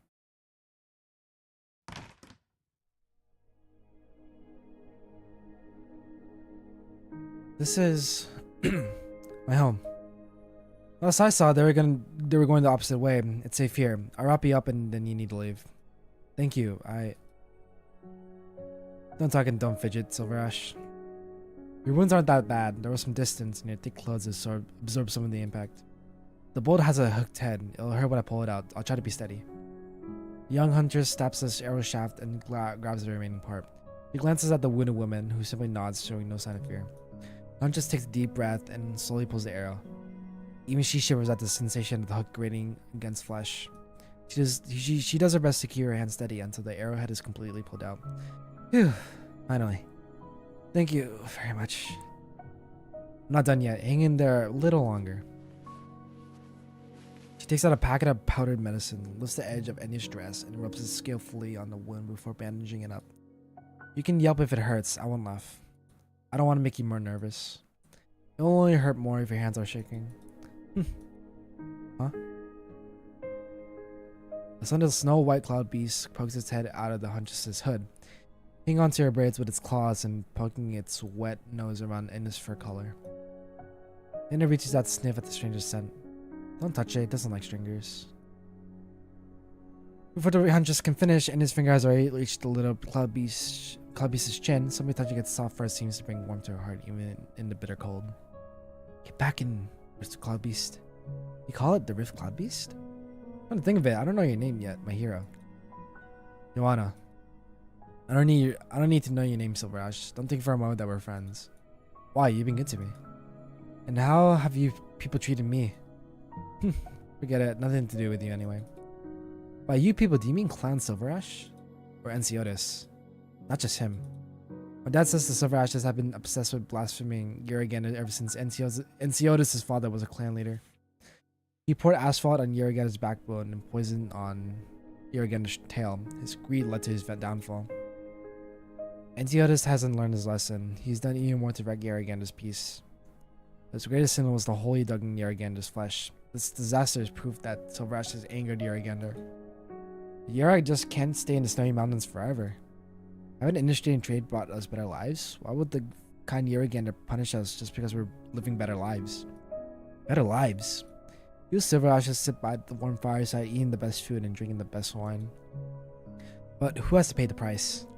Us. We do. Many beasts lived at the foot of the mountains when I was little. For 1,000 years they lived off the land, drank from the rivers, and went back to the forest to find berries and leaves. Our common trades railroads divided the mountains and rivers, forcing the beasts to risk their lives crossing the railway. You even blame them when your trains run them over. The beasts are forced to move higher, but there isn't enough room there for large packs. They have to fight each other for space and food, and the numbers dwindled.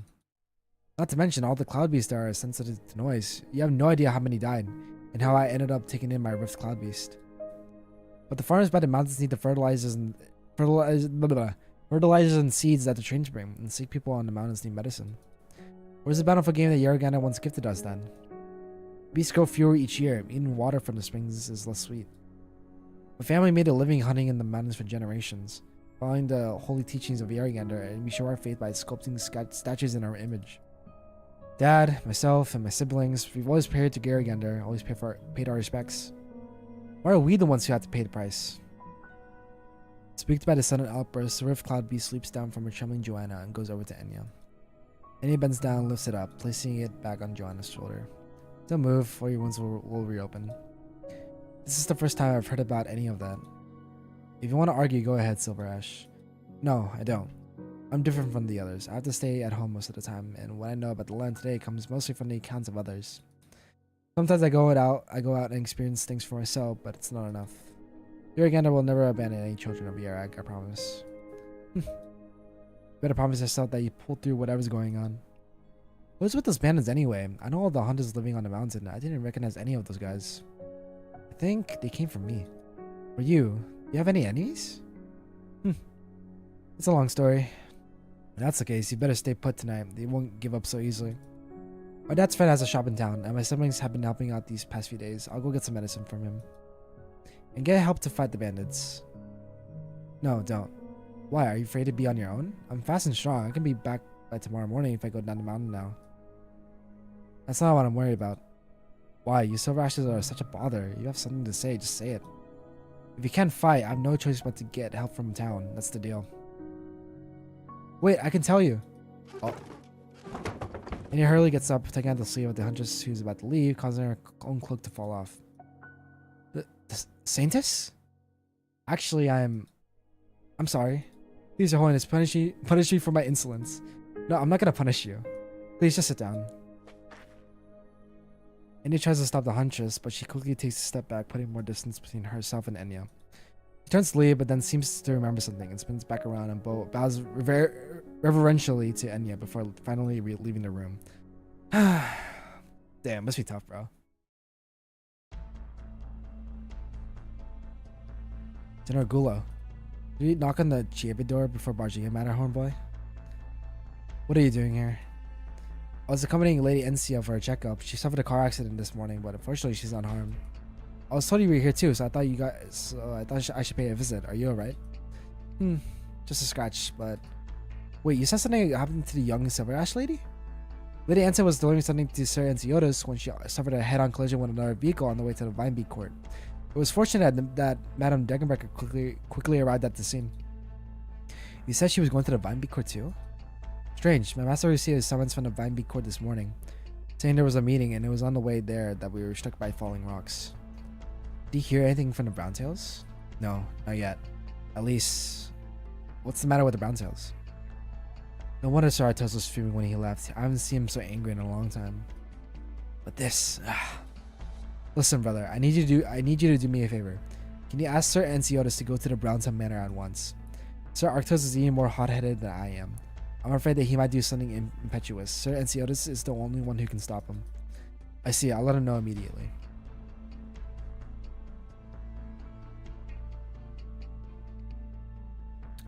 I suggest you get your head checked at the hospital, Arctos. The symptoms of a mild concussion are easy to miss. Don't try to change the subject. Answer me. Why is it that only Clan Silver Ash and mine were attacked while you Browntails sit safe and sound in your home? What do you know? Everything that I know about what happened today came from you. More excuses. Even the servants of Silver Ash knew to show concern and tell me that Encia suffered too. But what about you? You look like you couldn't care less. Like it's nothing more than a piece of snow falling on the ground. Is this the Browntail stance? I apologize for my demeanor. All of Yarag has suffered in recent days. I ask for your understanding. Enough of this hypocrisy. We both know there's been gossip going around about the Browntail Witch. I never took it seriously. I couldn't care less what you did as long as you did it for Yarag and Yaragander. But now? When did Yaragander teach you to stab your allies in the back, Ratados? Watch your words, Arctos. Do not respect Yaragander, even if you intend to insult and provoke me. Stop dodging the question and answer.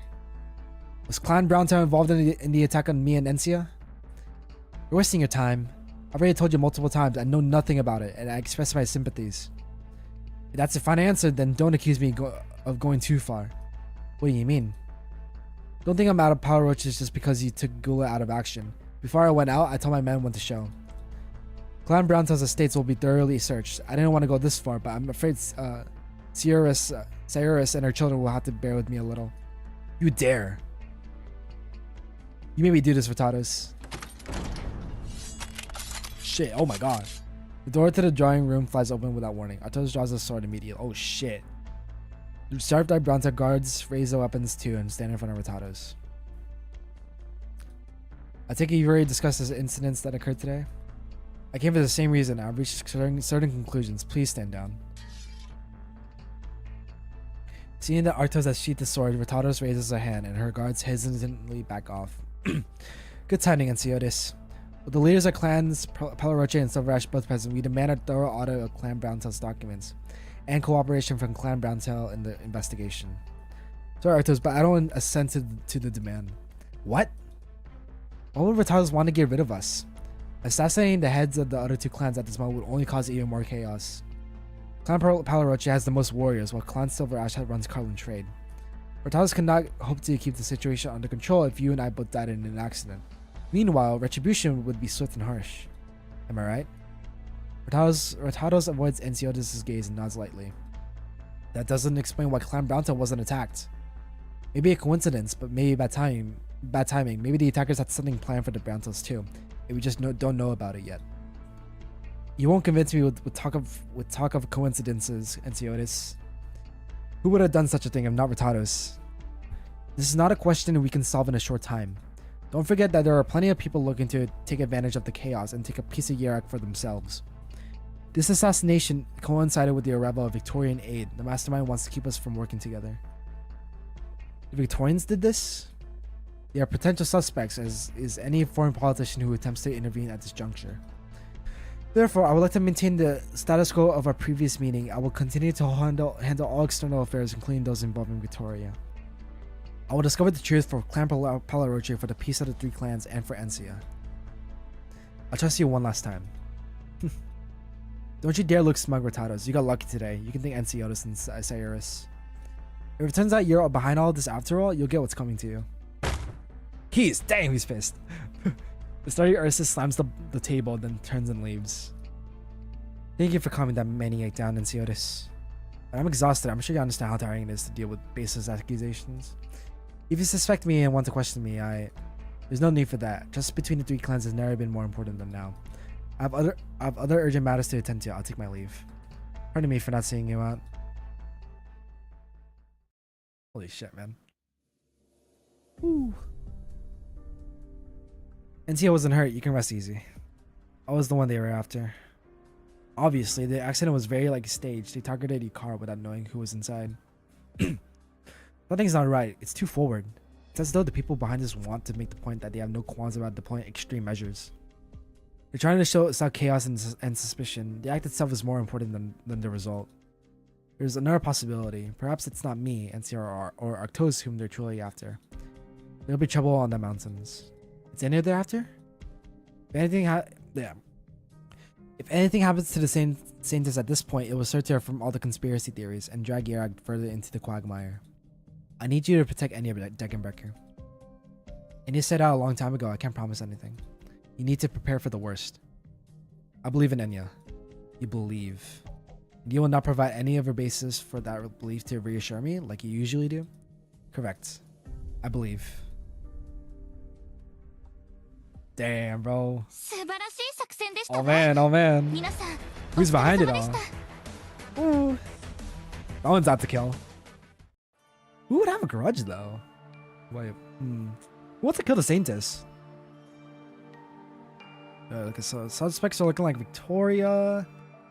Probably any of the foreigners, right? Surely. Any foreigner? I mean, I don't know. We'll see. We'll have to see. I might even go more than halfway, to be honest. Alright. Story! More story. I like story.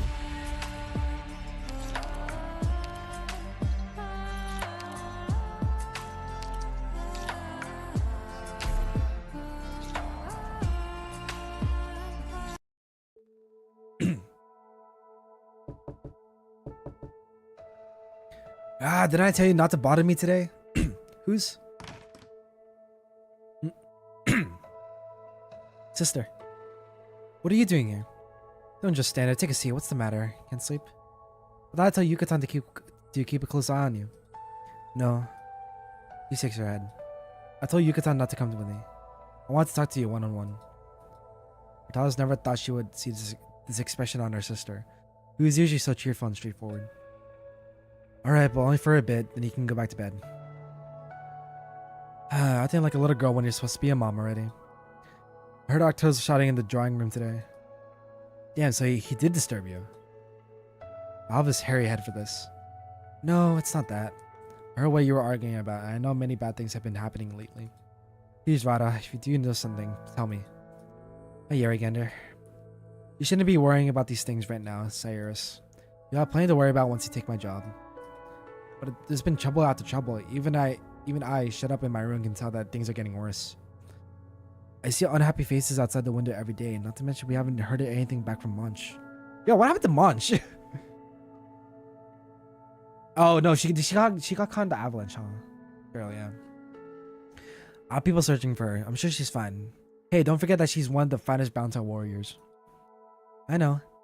It's you I'm really worried about, Rada.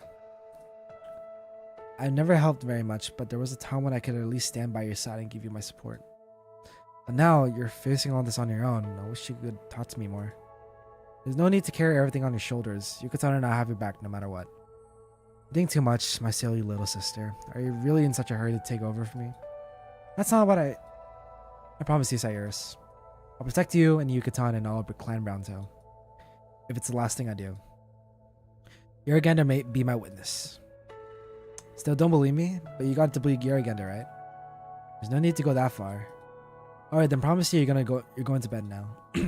Tomorrow will be a better day. We'll see about that. Oh god. Shit has been hitting the fan. You honor me with the invitation, Madame Browntail. I take it your thinking has changed then? Cut the crap. Assassinating the members of Clan Silverash and Clan Palaroche, driving a rift between the three clans. Is this how you intend to coerce me into working with you? I thought Victorian politicians were smarter than that. Man smiles nonchalantly. I'm not sure how such a notion could have occurred to you, Madame Browntail. It's gotta be the Victorian, surely, right? Surely. Maybe no, it can't be. There's no way it's a Rhine lab, surely, yeah. Assassinating the leadership of another country on their own soil, it would be tantamount to a declaration of war if it could be proven. Are you sure you want to accuse Victoria of such crimes? But this is why you people seem so smug about yourselves. I'm not sure I understand your meaning. But since you deigned to meet with me today, I am very happy to listen. Is there anything I can help you with? Go on, act smug. Your cruel little plot worked, huh? The relationship between the Power Roaches and Browntails has broken down completely, and I've become the most suspicious one here. As for Anciotis, he just spun his tale about all three clans wanting stability to hoodwink that fool Arctos. He knows full well that, in the present state of Yarag, should the leader of any of the clans meet an accident, it will take a little effort to demoralize their already disheartened people. If he learns of our meeting, he will not hesitate to join forces with the Power Roaches to attack me, even if he knows full well I wouldn't promise you anything. After all, what Yarag needs right now is a culprit, one to place all the blame on. They need a scapegoat. In that event, it's entirely possible that Clan Browntail will be wiped off the map. I don't have much time left. My sympathies, madam. I am in full agreement with your assessment of the situation. Do you intend to turn things around then? Let's get straight to the point. First, I want an absolute guarantee that you will prioritize the safety of Clan Browntail and the people on my domain no matter what happens. Of course, we have long sympathized with the ordinary folk who have become marginalized by Clan Silverash. It is one of our major goals for peaceful cooperation with Yarag. Say whatever you want. Second, all the trade policies currently in place will remain so when Clan Browntail takes over from Carlin Trade, and Victoria must not withdraw any assistance currently offered to Yarag. Otherwise, you reserve the right to terminate our cooperation with immediate effect, not something you want to happen. You need not worry, madam. We are more than eager to cooperate with Yarag, and would never dream of undermining this partnership. There will be much room for further cooperation once you become the sole representative of your nation. Good. Taking over Carlin Trade isn't something that can be accomplished overnight. We need time to prepare, and the first order of business is to deal with Arctos. I know that man. He will come looking for trouble if he finds out Clan Browntail has been working with Victoria. In a sense, he is an even bigger problem than Anciotis. That bloody fool. Most regrettable. This decision of yours, Madam Browntail, how should we persuade Arctos? I will contact him again for one final meeting. Oh? There's an old browntail manor at the foot of the mountains in the southwest, an area that is virtually uninhabited. I will send Arctos a message telling him to meet me there tomorrow, where I will explain the truth. The time of the meeting is set at 7 p.m., 15 hours from now. I hope Victoria will demonstrate its good faith. Of course, you will not be disappointed. We look forward to your persuasion of Clan Palaroche. They're siding with Victoria. Uh-oh. The mountain wind carries the snow, battering the hay thatched roof. Few dry leaves are blown into the air, landing on the braids of the girl sitting on the rooftop. She picks it out and rubs it in her fingers. The Rift-Cloud Beast pokes its head out from behind the girl's shoulders, rubbing against her red cheeks. Rift-Cloud Beast, I'm just clearing my head. You don't have to come out and be cool with me together. The little white creature, which has endured many harsh days and nights with Joanna, purrs gently. Thanks. I don't know how to face the Saintess. He's the Vicar of Yargander. I should love and honor her, but how could those things happen? Why must my family be punished? The girl sits quietly on the roof, Cloud Beast in her arms, until the fine snowflakes cover her hair in white.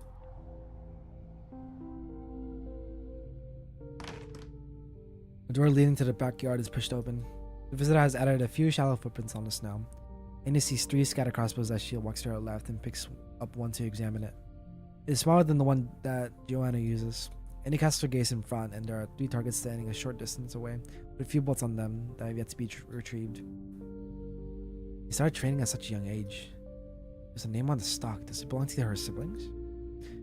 Annie's attention is drawn to a bunch of sculptures scattered haphazardly on the ground at the other end of the yard. Their visage is a familiar one. Annie approaches the largest amongst them and holds it before her. The sculptor was obviously extremely skilled. Yargander is smiling gently upon her. This is just like the one we built at Lake Silverhurst. I guess this is what they all think you look like. There are other sculptures lying by her feet, and Annie picks one of them up. This one is sleeker, the chisel marks on the face rougher, giving it a sense of harshness. Perhaps the sculptor had used too much force when sculpting the face, and chiseled it off a little too much. It's not right, is it? Doesn't look like Yargander at all. Face needs to be a little thinner, and the body... Will you heed the plea of your humble handmaiden, Saintess? Anya, please. She knows. She has to know. She knows. See, it looks better when the face is rounder. He carefully puts the 2 sculptures of different sizes back. In this bare, unfamiliar backyard, Anya puts her hands together and prays towards the statue of Yargander, as the elders of Vine Beak Court often do. She does not make any wish, she only hopes for a miracle.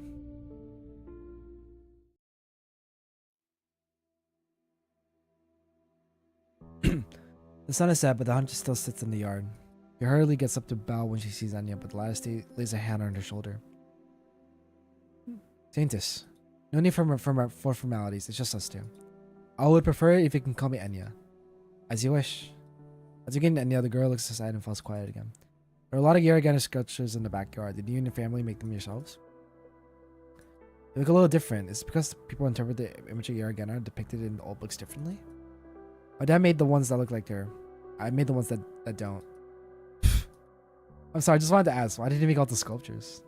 My family is a branch of Clan Palaroche that went into the mountains on Yargander's orders. We've been hunters ever since. We believe all that lives in the mountains cherish Yargander's soul, and we are all part of the eternal cycle of life within her. In gratitude for the blessings of Yargander, every member of our family must learn to sculpt the image of Yargander once we are old enough to hunt alone.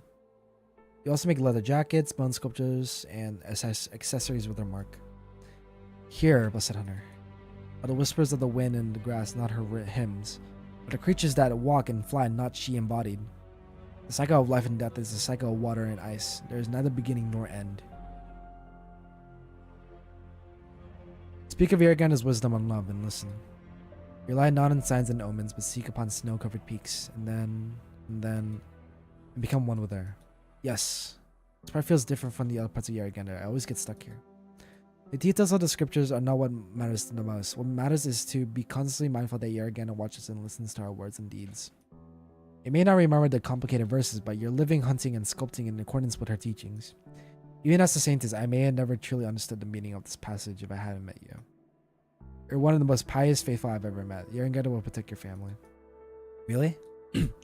Yes, I'm her chosen saintess after all. She will appear when we need her most, no matter what hardship we face. Is she crying now? She just rolled down the young cheeks of the huntress who always puts on a strong front, falling and melting the snow by their feet. Joanna, what's the matter? Can you tell me? I need a new freaking audio interface. Like this freaking Focusrite Scarlet Solo, like, is not doing it.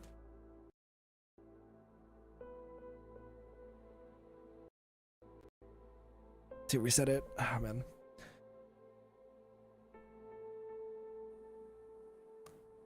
And it takes Joanna's trembling hands in hers. When I first learned to hunt, I was bitten by an infected beast and I got oropathy. Oh no! She got cancer! Fuck! Dad hunted every day and made those sculptures after coming back from the hunt so that he could sell them in town to buy medicine for me, and he did it for years. A few days ago, Dad's friend told me he was at the station the day the catastrophe happened. If I didn't... Oh no! Joanna. Why? Here again, dear. Fuck, dude. Damn, bro. She... Oh my god. The grieving girl drops to the ground, curled up in a fetal position. Inya kneels by her side, trying to find words of consolation, but for all the scriptures she has memorized, none have an answer. After a brief hesitation, she begins patting the girl's back. There's a lump in her throat. If even Eternal Georgiana can fall silent, what could her saintess possibly do? Are you listening, Yar? Sitting by the window, the earth beast suddenly growls with as much volume as it can muster and darts back into Joanna's hood. Joanna sniffles and wipes her tears with her palms. Someone's coming. I'll get the door. Young lady. How'd I get to the nearest town? Are you lost? Do you see those lights? Follow the trail down the mountain and follow the lights whenever you come to a crossroads. It's getting dark and my eyesight is poor. I'll walk with you. No, I can't leave right now. You can spend the night here and head down once the sun rises. No, I shouldn't trouble you. I'll find a path down the mountain. What is it? Just an old man who got lost. You're quite far from town. Do people pass by often here? No, my family are the only ones who live here. We don't see many passerby. In fact, you were the first. Look out! Oh. Shit. Damn it. Freaking assassins, dude.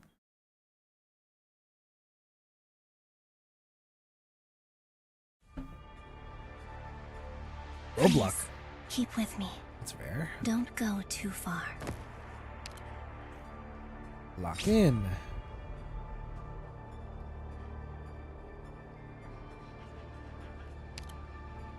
Easy peasy.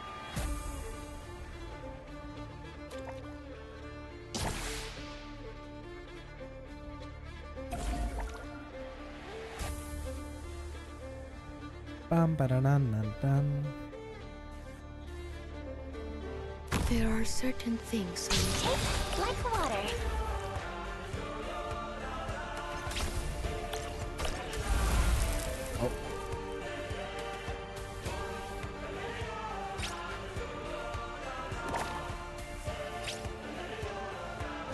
Oh, they just took her around. That's crazy. Wild. I got this. Focus elsewhere. This what the heck? This mechanic's OP.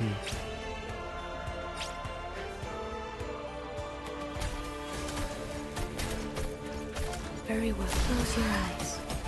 I don't want to scare you. But if you close your eyes. Dude, this mechanic's so good. What the hell?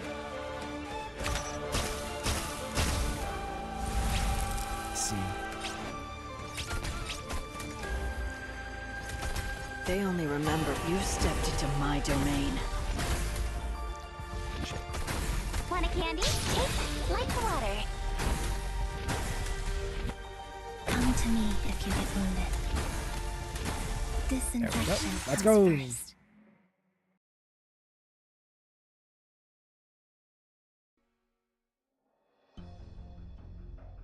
Alright. Beccaria Gulam, you saw the gauze on your head.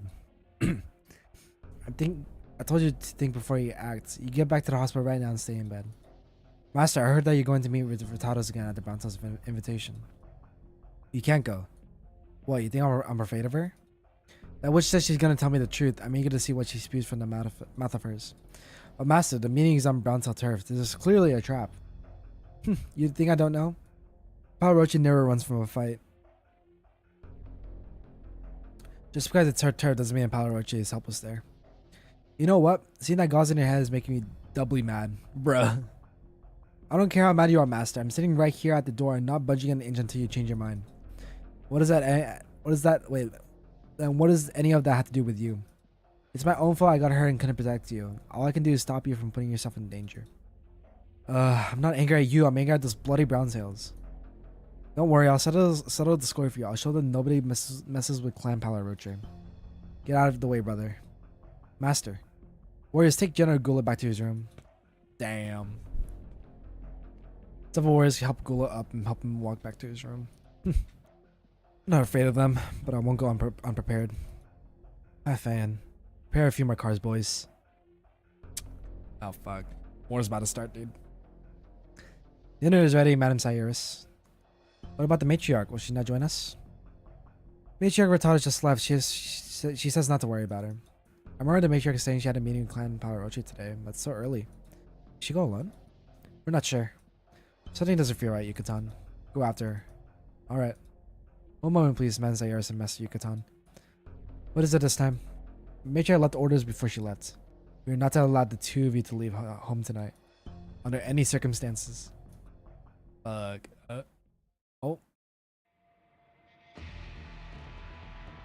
Saintus, get down.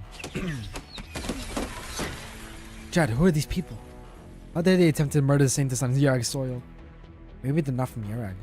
They're dangerous. Don't worry, Saintus. I'll protect you with my life. They won't get in so easily. Don't underestimate the hunters of Yarag. Now just locks and loads her heavy crossbow, barely taking any time to aim it through the broken window before pulling the trigger. It is immediately followed by multiple screams. Hit. Careful, there are a lot of them. We can't just stay here, we need to get out. What do we do? Calm down, listen to me.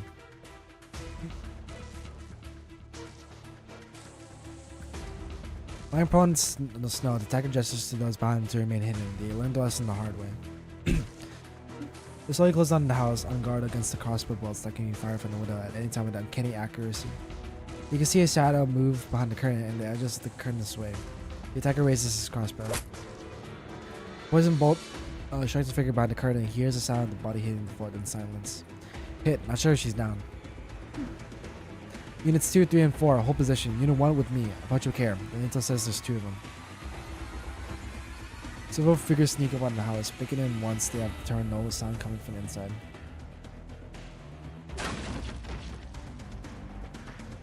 What? It's wooden sculpture? The sculpture of Yaragana lies on the ground, and crossbow bolts sticking out of its head. The assailants did not notice the delicate sound of machinery operating once they entered the room. You hear the ringing of a bell, while the arms and legs go weak. 5 loaded crossbows and a massive net take aim at the invaders. Oh. They fell for it, just like you said. Better prepare for damaging a sculpture of Yaragander. Now, run!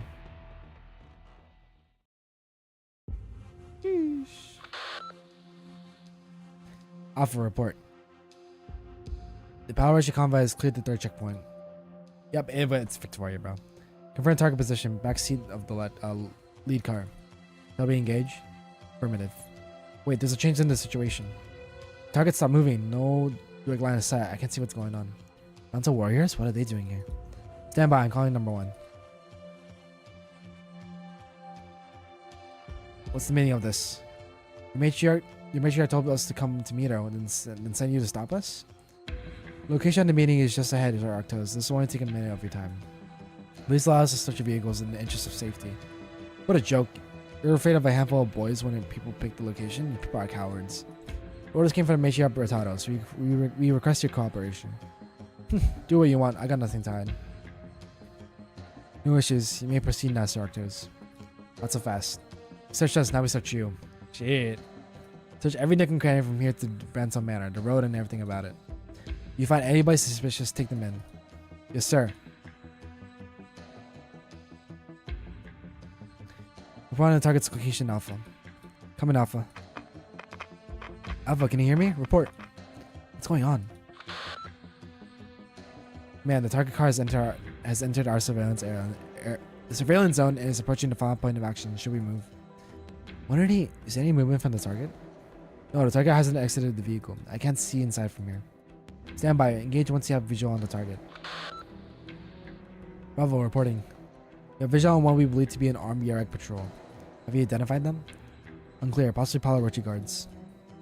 Charlie reporting. We spotted Yarek warriors too. They're searching nearby buildings. Our position may be compromised. Should we make a move now? Negative. Stand by. You've been compromised. Engaging. They found us. We've been exposed. Repeat. We've been exposed. Permission for final action. Bloody hell. Affirmative.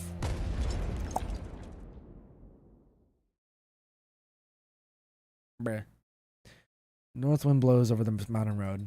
The test peak hides among the rocky bides. Pick your bow, swing it low. By the little wood window. Oh. Hit. The forest is the domain of the hunter. The hunter takes any into the forest. The mysterious assailants in hot pursuit. Their numbers are soon thinned by crossbow bolts they seem to come out of nowhere. There's at least one more. Where are you?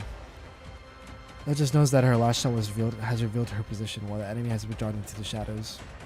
She hides behind a large tree, zeroing in on one little sound. Lock, load, loose. Missed? Shit. Young hunches pushed the ground as the shot misses. Integra picks up a wolf on the ground and aims it at her throat. But he never gets a chance to bring his raised hand down. It is frozen. The bird's silhouette appears from above the assailant, bringing the weight of 1,000 mountains down upon his head. The ground trembles and the snow on the tree branches is scattered. Degenbecker? Let's go! Goated. Degenbecker catches the bolt flying towards her with one hand. Who are you? What do you want with the Saintess? Stop it, Joanna. Degenbecker is a friend. Degenbecker? Joanna hesitantly removes the bolt from her crossbow as she looks up and down at Degenbecker. I've heard your name before. They say you're a strong warrior. But I've never seen a man beaten into permafrost like that. What are you doing here, Degenbecker? Encioda sent me. I apologize, but now is not the time to stick to the rules. How did he know I was in danger? This is not the only attack in recent days.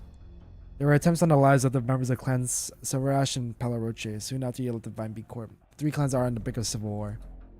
How could this be? These people. Only now did the trio have the time to take a long look at the late assailants, more precisely. They are wearing Palo Roche armor and they are carrying standard issue Yarek weapons. Emperor Palo Roche? That's impossible. Clan Palo Roche has always been loyal. They would never think of murdering the Saintess. But there has to be an explanation for these people. They must be in disguise. Someone is trying to frame the Palo Roches. Let me see. There must be some gap in their disguise. Yes, look at this bolt. These people thought they can fool us wearing Palo Roche clothes, but they got a very important thing wrong. Look, the bolts they're carrying are 2-fletched, but the ones used by Palo Roche warriors are 3-fletched, which are more suitable for battle than hunting. Dad told me that our family was the best, most loyal warriors at the Palo Roches before he split from the clan. Our shooting skills were passed down from our ancestors, who used them in war, mostly against the Silver Ashes. A logical explanation. All ancient history now. Wars between the three clans, Palo Roche, Browntail, and Silver Ash, have long since come to an end, and your family became hunters under Yarrigander's kind guidance. Yes, by Yarrigander. It's not hard to guess who is impersonating Clan Palo Roche. The Victorians. Degenbecker pulls a bolt from one of the Victorians' necks and examines it. Did you make this yourself? Yes, my dad taught me when I was little. The craftsmanship has been passed down by my family from one generation to the next. Well, one generation to the next. Cut out the fletching and the shape of the point, even the etching on the shaft. These are all unique to Ursus. How's that possible? Dad said it's a mark of Yarrigander's faithful. I've seen arrows like these in the arenas of Cachemires many times, used by those who claim to master the most authentic Ursine martial arts. A gimmick, no doubt, but the GCC also sponsors legitimate historians. I've read their papers and seen the artifacts they dug up. But we're all indigenous to Yarag. We used to be part of Clan Palo Roche. What does Ursus have to do with Yarag? Enya? Some brought flags, some brought drums, and some brought swords. 3 outsiders that fought constantly, and their blood turned the rivers red, and she grieved. She went to the place of battle and said, Sheathe the weapons and let your hearts be joined, and I will bestow upon you the blessings of prosperity and protect you from ill. But the three are foolish and continue to fight even after they heard her words. So she cracked the heavens and split the clouds, and she brought forth a miracle, and the fighting was stopped. One of them wept, but how could we forget the hatred, the blood that was shed? And she wept as well. Her tears froze the enemy, becoming 3 eternally frozen peaks. What was that? A passage from the Yeragenda that is often overlooked. Now, I think I understand. Johanna, I believe that your family, indeed all of Clan Palaroche, originally came from Ursus. You think so too? Yes, but it's not just you. The Silver Ashes and Brown Tusk came from elsewhere as well. As the scriptures say, our 3 clans were outsiders who fought incessantly over resources until Yeragender intervened. The 3,000 peaks seem to refer literally to the 3 mountains surrounding Yerag, but it in fact refers to the domains of the 3 clans which she had demarcated. She will come again if the swords are not laid down. Several years ago, she manifested through me, averting what would have been the first civil war between the 3 clans in centuries. The hearts of the 3 clans must be joined in order to receive her protection. The first virtue that Yeragana taught us was forgiveness. Shit. So they're not indigenous to Yerag? Damn. We got the master. Tall guards bring over several prisoners bound with ropes. These guys are hiding in some abandoned houses, clear up to no good. They have binoculars and communications equipment on them. Victorians by the look of it. Huh. Just as I thought. Ritados is spying with the Victorians to kill me. We'll take these men to her. No, we'll do it in front of the Vine Bee Court with all 3 clans present, and we'll see what she has to say for herself. Who's there? You caught the remaining Victorian spies out of toes. We are glad to see that you are unharmed. What? What do you mean? Michar Ritados' orders were to protect you, Sir Arctos. You have been following you and stopped these men when they intended to make a move against you. The warriors put their bound prisoners down. What is the name of Yeragender? Where's Ritados? We do not know. He said she would try to draw out the spies that Victoria has deployed around here. When they reveal themselves, we can. Oh shit. The old Browntown Manor explodes. Its walls torn apart like cardboard. Glass and wood fragments fly in all directions as flames consume the traces of a once sumptuous history. The boiling smoke distorts the night air. The Power Rusher warriors stand transfixed, eyes wide. Behind the bound cars, some warriors caught by the blast now stagger as they try to help each other up. The echo of the explosion gradually dispersed, leaving the crackle of wood and distant sirens ever clearer in the night. The charred jacket drifts down in front of Arctos. This is Ritados? What the hell have you done? Oh shit. A satisfying battle. Surely she staged her death, right? Surely Ritados staged her death. Come on. I'm gonna keep. Fuck. I'm gonna keep reading. The plot thickens. What do you have here? What? What is this? Oh. A what?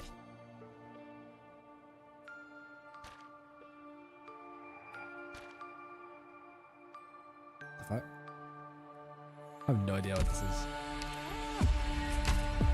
See you later.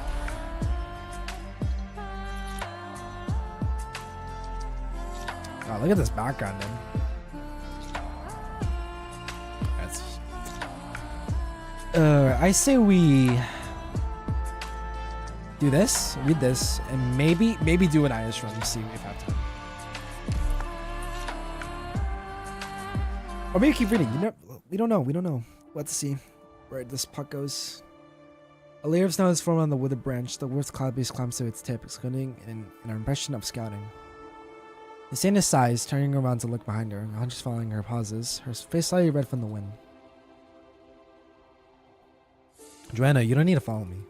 I'm very grateful for all that you've done. As I told you, the pilgrimage must be completed alone. Strictly speaking, I shouldn't even be talking to you. I know. I'm not following you. I'm not your guard or your servant. I just happen to be traveling in the same direction. Don't worry, I won't talk to you. If anyone sees it, I'll pretend I don't know you. I won't let danger strike you again. I'll just follow behind. You know where I'm going? Wherever you're going, I'm going. That's all I need to know. But I'm looking for Yeragender. What? Looking for her? Did she disappear? I don't know, but disaster will strike Yarok again if she doesn't return. People will lose their lives, and even more will lose their faith. I must return to the Vine Beak Court and consult the tomes. The others must not know for now. Then I'll follow you. Don't worry, if anyone's on your tail, I'll chase them away for you. Wait, where's Deckenbreaker? I think the Rift Cloud Beast just saw something. In the direction that the Rift Cloud Beast is looking, the trail to the Vine Beak Court is filled with people dressed in solemn colors. Looks like someone very important just passed away. Who could it be? Anya shakes her head. She cannot help but feel shivers down her spine, thick though her clothes are. Are you alright, Anya? We'll go slowly around the crowd. Oh shit. Our clouds hang low, almost touching the temple's eaves. It's a cold day even by Yarag standards, and the Northland seems to penetrate the eyes and spines of the mourners. Fuck! Wait, she actually died? Wait, your Tata's actually died. There's no freaking way, dog. There's no way. Surely there's no way.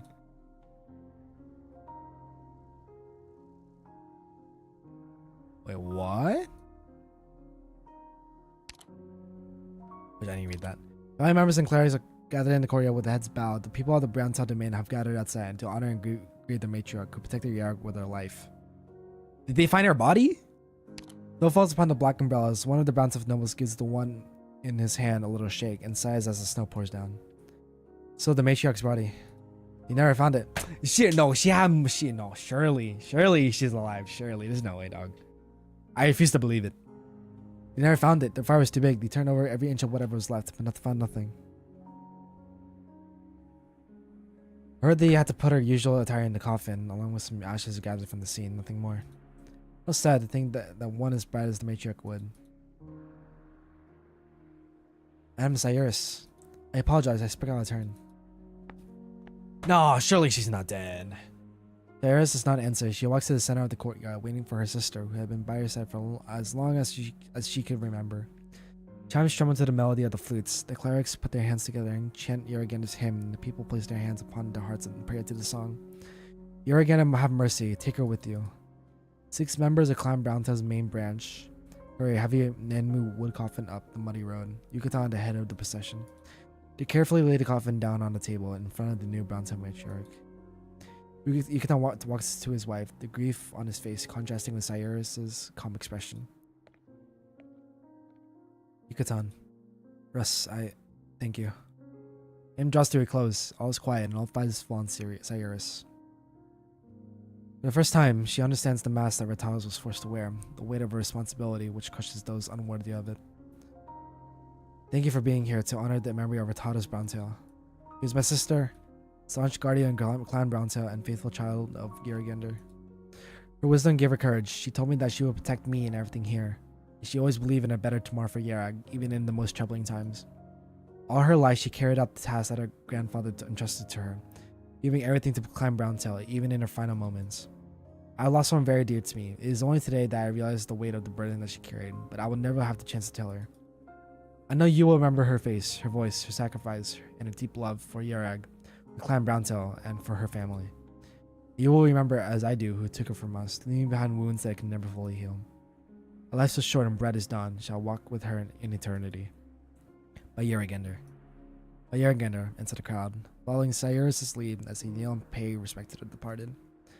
Even in times like these, when all is swept up in calamity, Yaragander will continue to bring peace and tranquility to the people of Yarag. 2 figures emerge from the crowd as those in attendance stand back up. It is Arctos and Matterhorn pushing the coffin with white flowers in hand. My condolences, Cyrus. Talos died because of me. I'll never forget it. Thank you, Arctos. This is a painful lesson to both our clans to recognize who our true enemies are. I check Cyrus. Sir Anciotus expresses his regret for not being able to attend the funeral, and sends us apologies and condolences. He'll pay a visit to Browntown Manor personally when the time is right. Please take care, Matriarch Cyrus. So busy, can't even come to the funeral? Thank you, I understand. Clan Browntown recognizes the work that Anciotus has done for Yarag. Let us continue the ceremony. I believe we have matters to discuss. Okay, no, surely she's not dead. Surely. No. God departs, the empty coffin is buried on Browntail land, next to the grandfather who loved her so dearly. With lips pressed together, Cyrus looks to the 2 men before her, both look slightly angry. I'm simply reiterating the decision of the last Tri-Clan Council, Sir Arctos. All external affairs shall be handled by Sir Anciotus and Clan Silverash, including matters associated with Victoria. This is why you have the nerve to demand the Victorian spies. The murder of the Browntail matriarch is no small affair. I won't allow the Silver Ashes to interrogate them on your own. Master Matterhorn, it was the matriarch of Clan Browntail who was assassinated. I believe Clan Browntail should have full authority on this matter. Is Enciotas not pleased with this arrangement? Of course not. However, it is a matter of principle to defer to the tradition of the Tri-Clan Council. There is formal and rational justification for allowing Clan Silver Ash to handle the spies. We defer to the Silver Ash enough already, Matterhorn. You people have given us nothing but excuses when it comes to negotiating with the Victorians, and now these people have conducted terror attacks in broad daylight. How about we invite Enciotas to explain his attitude towards the Victorians and what he's planning to Cyrus' face, and then we can talk about the spies. Kindly refrain from baseless speculation, Arctos. I have already shown considerable restraint. You and Matriarch Retardos were not the only ones to be attacked. Lady Encia also narrowly escaped with her life. I would like nothing more than to get my hands on the assassins personally. Well, if that's true, then this will be easy enough. We'll put the Victorians on trial in front of all Yerag, and then we let Clan Brown to have their way with them. Let all Terra know that Yerag shows no mercy to our enemies. Too reckless. We already interrogated them. They were awfully tight-lipped. I doubt public trial would achieve anything. Instead, I'm worried they may see that as an opportunity to get a rise out of the people. It's not a risk we can take with all the unrest in Yerag right now. If they have the guts to do so, they just cut their tongues out. We shall have dragged them out and spilled their blood for Artados at the funeral. Artados, no one wants vengeance for my sister more than I do, but we can't get carried away while there's still the hope of actually coaxing some information from them. Matriarch Cyrus is right. This is a matter for it. Please excuse the interruption. A cleric from the Vine Bee Court has something to discuss. The last envoy from Vine Bee Court almost got Arctos and Encia killed. How do I know you are who you say you are? There's no need to be concerned. Sir Arctos knows me. He's right. This is my Father Frey. This is Father Frey from the Vine Bee Court. Alright then, what is it you want to say, Father? I'm here for the Victorian spies. The position of the Vine Bee Court is that this is an extremely delicate issue. There will be considerable criticism and unrest, no matter which of the three clans takes charge. Therefore, the spies should be placed in the custody of the court. We shall arrange interrogations, of which you will be informed and in which you have the opportunity to participate. I object. Why delay things when we're going to kill them anyway? The Vine Bee Court can't do this. The Tri-Clan Council has already decided that Clan Silverash will handle Victorian affairs. Did I remind you that the Tri-Clan Council also agreed to return temporal power to the court? The Saintess is on a pilgrimage right now. The Vine Bee Court cannot decide on her behalf. It is interesting that you would mention the Saintess now when Sir Enciotas has always been at odds with us. All Yerag knows that the Saintess and the Vine Bee Court have always been on one mind. The scriptures speak testament to this. The Vine Bee Court has often acted on behalf of the Saintess in her absence. Tell Sir Enciotas she should not presume to take all the power for himself. Father, calm down, Matterhorn. I'm about to accede to the request. You can send your people tomorrow, Father, and we will hand the spies over to the Vine Bee Court.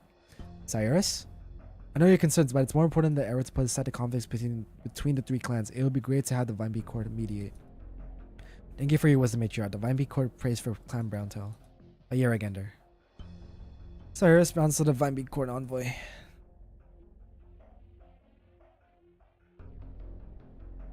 It's past noon. The funeral procession begins to disperse. A man sitting in a car parked a little bit away witnesses the scene and draws a curtain over the window. Looks like someone is getting impatient. There's been a lot of movement in the Vine Bee Court ever since the Saints' departure. I was surprised that Rataz was willing to go this far. Using her size bait to draw out the Victorian spies. An impressive performance that brought the actions of Victoria into the daylight. And if the Victorians are trying to instigate a war between her and the other clans, this is also the most effective way to cleanse any suspicion from Clan Browntail. Is she actually dead? There's no fucking way, bro. No, wait. Surely not. Uh-huh. I mean, it exposed Victoria, so I guess that's cool. Victorians are trying to instigate a war between her. Yeah, this is the most unnecessary contains. But it's not enough. We must make good use of the valuable time that Ratados brought us. Why didn't you show up at her funeral? I wanted to avoid direct conflict with the other clan leaders, especially in public. And how's Enya? Her injuries are minor. All the Victorian assassins are dead. Enya says she has a plan to carry out in secret. She told me to come back once we cleaned up. All the people know is that the Saint is already on a pilgrimage. All the Victorians know is that their assassination attempt failed. You wiped out all the traces from the mountains. It's very true that the presence of the legendary Black Knight would not be conducive to secrecy. That's what I thought as well. Not a bad plan. I also need people I can trust by my side for what is to come. Our real troubles have only just begun. Enciotis takes out an envelope and hands it to Degenbrecher. Inside is a thick stack of agreements and a little letter in Victorian. Read it. A letter? From whom? You could call it a letter. Or a declaration of war. Oh. I mean, understandable. To the chairman of Carlin Trade, the son of my kinswoman Elizabeth. Dearest and Sodius Silverash. I hope this letter finds you well. It's been more than a decade since you last met at that banquet. Perhaps you call your conversations as I did when you heard about recent events in Victoria. You foretold the conflicts that I was personally involved in, and you have earned the right to sit at the table with Victoria as equals. But do not forget that every step you have taken is on a path that Victoria wants to see taken, one which she has paid for you. Victoria's position remains the same after the catastrophe. We support Yarek's development and respect Yarek's faith. I believe that Clan Silverash and Yarek have never needed more help than now. I will offer that help. Based on the current partnership with Carlin Trade, I will accept the following proposal. A special office jointly created, funded, and managed by both sides, establishing a foundation with its location in the city center.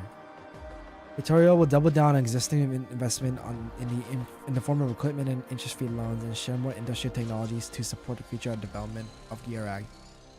All Yarag needs to do is open its doors to Victorian mining efforts, including but not limited to Originium, repaying the loans in kind. Carlin Trade would not need to provide any cash. After all, there are many places where it can be put to good use. Considering present circumstances in Yarag, I believe this to be a fair sign of good faith. The associated contracts have already been drafted and enclosed, ready for your review and signature. I will be happy to meet with you and should you wish to discuss the details. I look forward to the links that the Caster bloodline can build between us.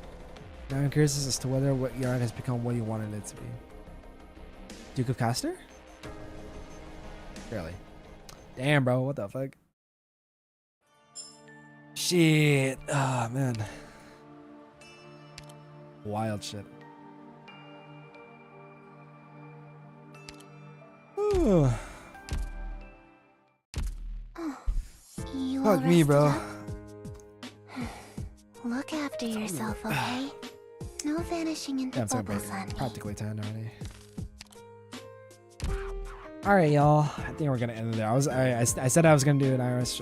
I might have done an Irish The one. No, we're environment's not. I think changed I'm so too tired for quickly that. here without her, and it's not But in yeah. my power to do what she did. It's We're gonna like a finish lifelong this dream maybe suddenly Sunday, landed in my lap.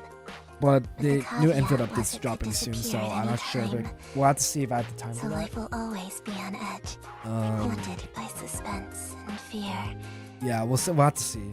I might prioritize I this don't first, wanna or live maybe such do a a stream on painful life, Friday if I Doctor. have the time. I'd Who's rather this? take the risk. Yeah. Thanks for coming down, y'all. I go do adult stuff now. I do responsibilities. So yeah. You'll have a good rest of your day, and I will see you all in the next stream. If anything, it will be Sunday. So maybe something earlier. We'll see. But yeah. Y'all have a good one. I'll see y'all later. Bye.